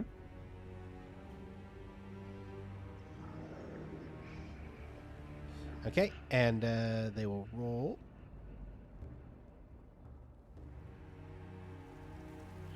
And I'll also call to Lulu, like, just get to the bridge. They can't touch it now.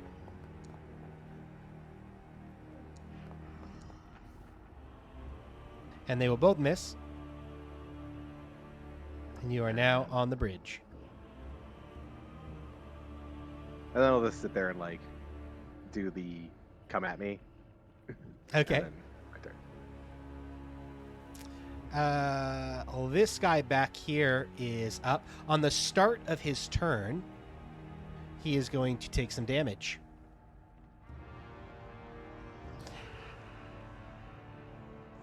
As these holy runes of Torm devastate him.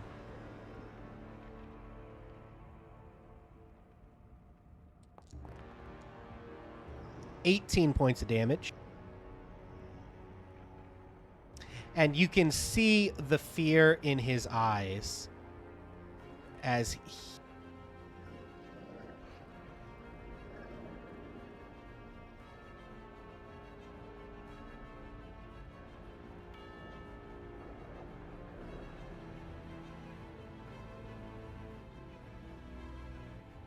And that is his turn. This one is going to swoop down, so it's flying 10 feet above you, Igvis. And it is going to attack. Actually, it's going to stay where it is. And it's going to send out two of its tail spines at you.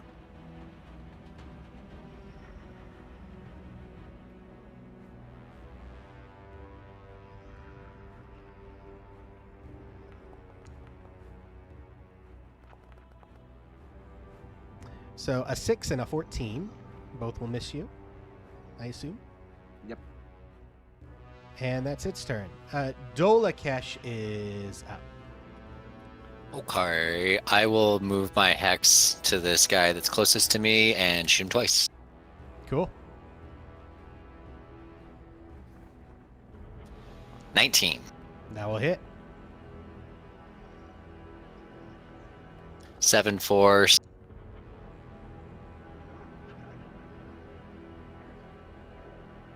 Oh my gosh, why is this being so slow?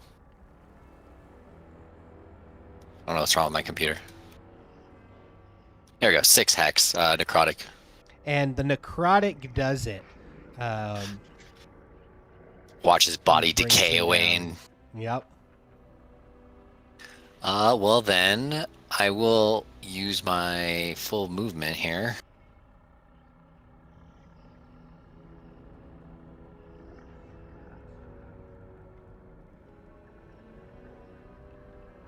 Not even close. So, wait, what does that say? Does that say 140? Do it again. 185. Yeah, then I can't do anything else. All right. All right, this one is up. This one is going to move so it's within 30 feet of you. And is going to do the same thing with 2 tail splines.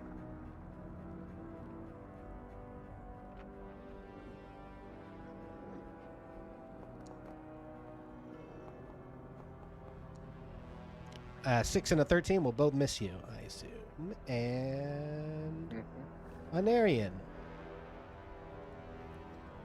Anarian is going to come back down here and is going to guard the kids from any threats that might come from the opposite direction. This one will also fly down.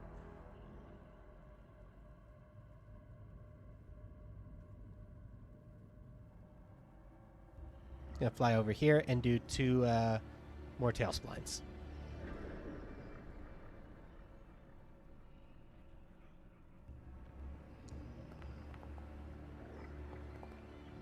$19 and $21.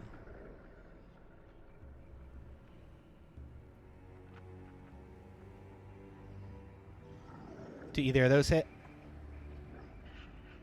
Igvis? 19 and 21, they both hit. Okay. So you will take... I'm going to separate fire and piercing.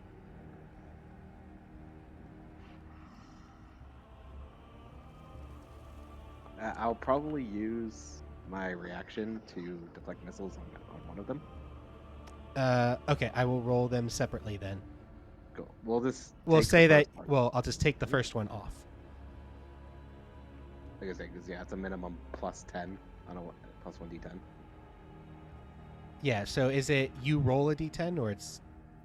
So I reduce the next 12 damage from a projectile. Okay, so I will just take the first one off because it can't do more than 12. And then I'll roll the second one, which you'll take in damage. Yep. So it's 4 piercing and 2 fire. So 5. Okay. And then that's its turn. Rollin'.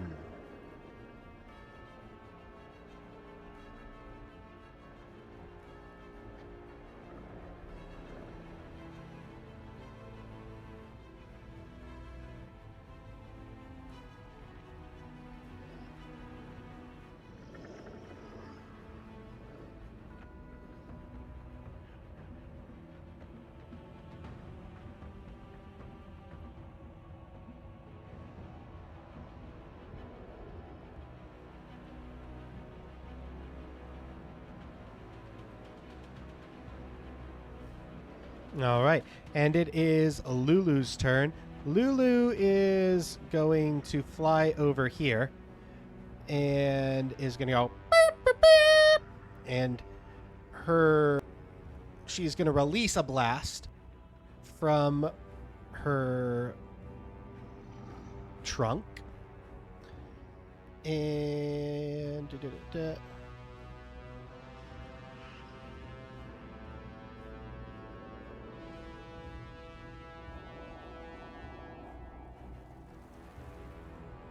gonna be like that. And they will have to make saves. Constitution saves.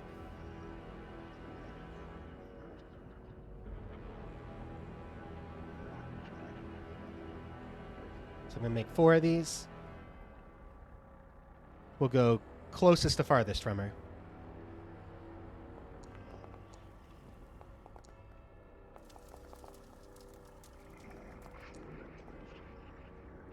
All right, so the first 2 are going to save, and the second 2 are going to fail.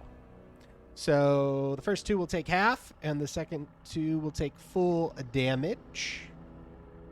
As this one looks a little bit different, it's not this colorful array, but it's just this buffeting sound that basically booms at the end of her trumpet.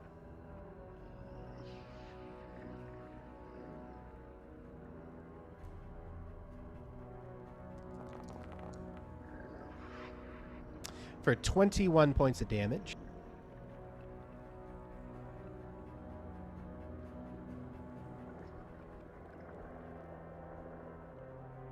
So the first one will go down.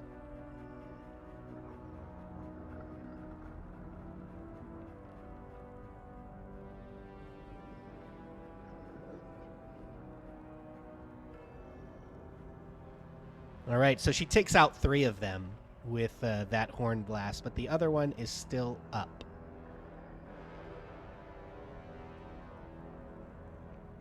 And Raylan. All right.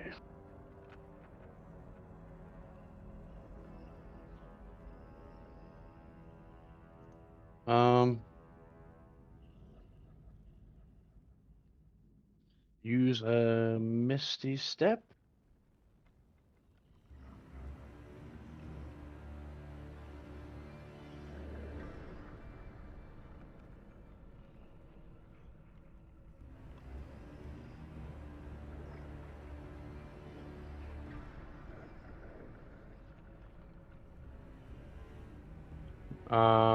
Need me to do it for you? That would be 30 feet. Yep.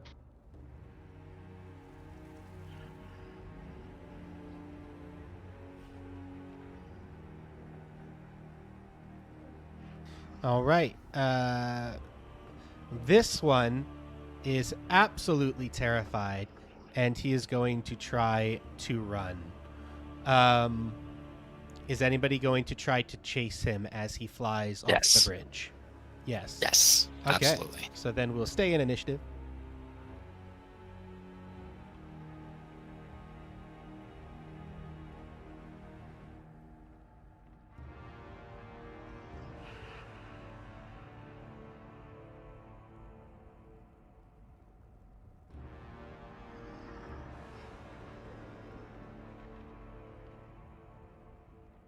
Okay, so he flies over there, and then he starts to fly down, and he's 5 feet below the bridge level.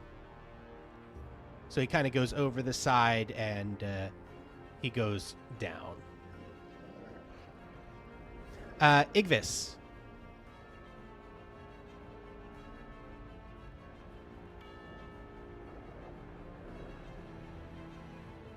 Sorry, that was an accident. I'm going to use this key point Okay. to step of the wind to essentially get, the dash action. And I'm going to hunt him straight down. I think that's on his space, so right there. Yeah, I don't know why it disappears him when I go it like thinks I'm below the map, so everything else is above, but he's 5 feet down. Yeah, and then 2 swings with Fang. 18 He's about to be 6 feet under. and Oh, 17. What's your movement? 45, so I can, with the move and dash, I can go 90. Okay, yeah, you're dashing. Gotcha. Mhm. 18 and 17 both will hit.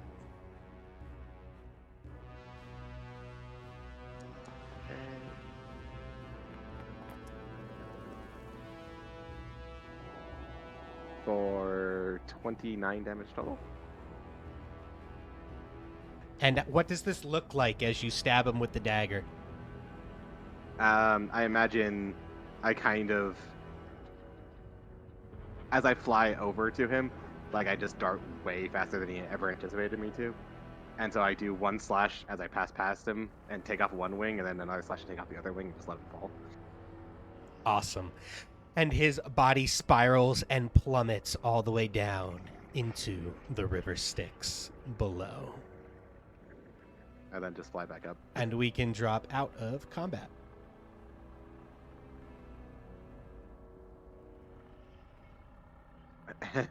I guess when we all gather, I'll just be like, not quite what I had planned, but it still worked. Let's just keep moving. That It was attracted really a lot of good, attention. Ignis.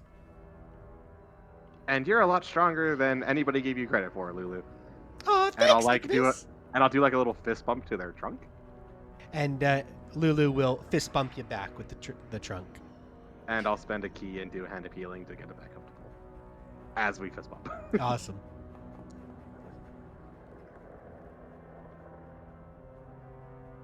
I can't roll the healing, so it's the same die. I'm not doing necrotic damage to Lulu. We make a great team. And you guys move across the bridge. And I assume that you're going to keep following Harkinna's directions. Yes. Yeah, I'll also like help guide a little bit because the city could have changed, so I'll go up, make sure there's no broken paths, go back down, and help them follow the same path. Sounds good. I'm just going to move you across this bridge here.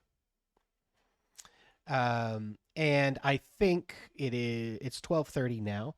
So I think this will be a good place to stop for the night. And we'll pick up next Friday with what you guys do from there and whatever else you encounter. Just curious, is this the same Elturel map that we had just made all fire and stuff, or is it a different like layout? It looks a little different. Interesting. All right, everybody say goodbye to the stream. Bye, GG. Bye.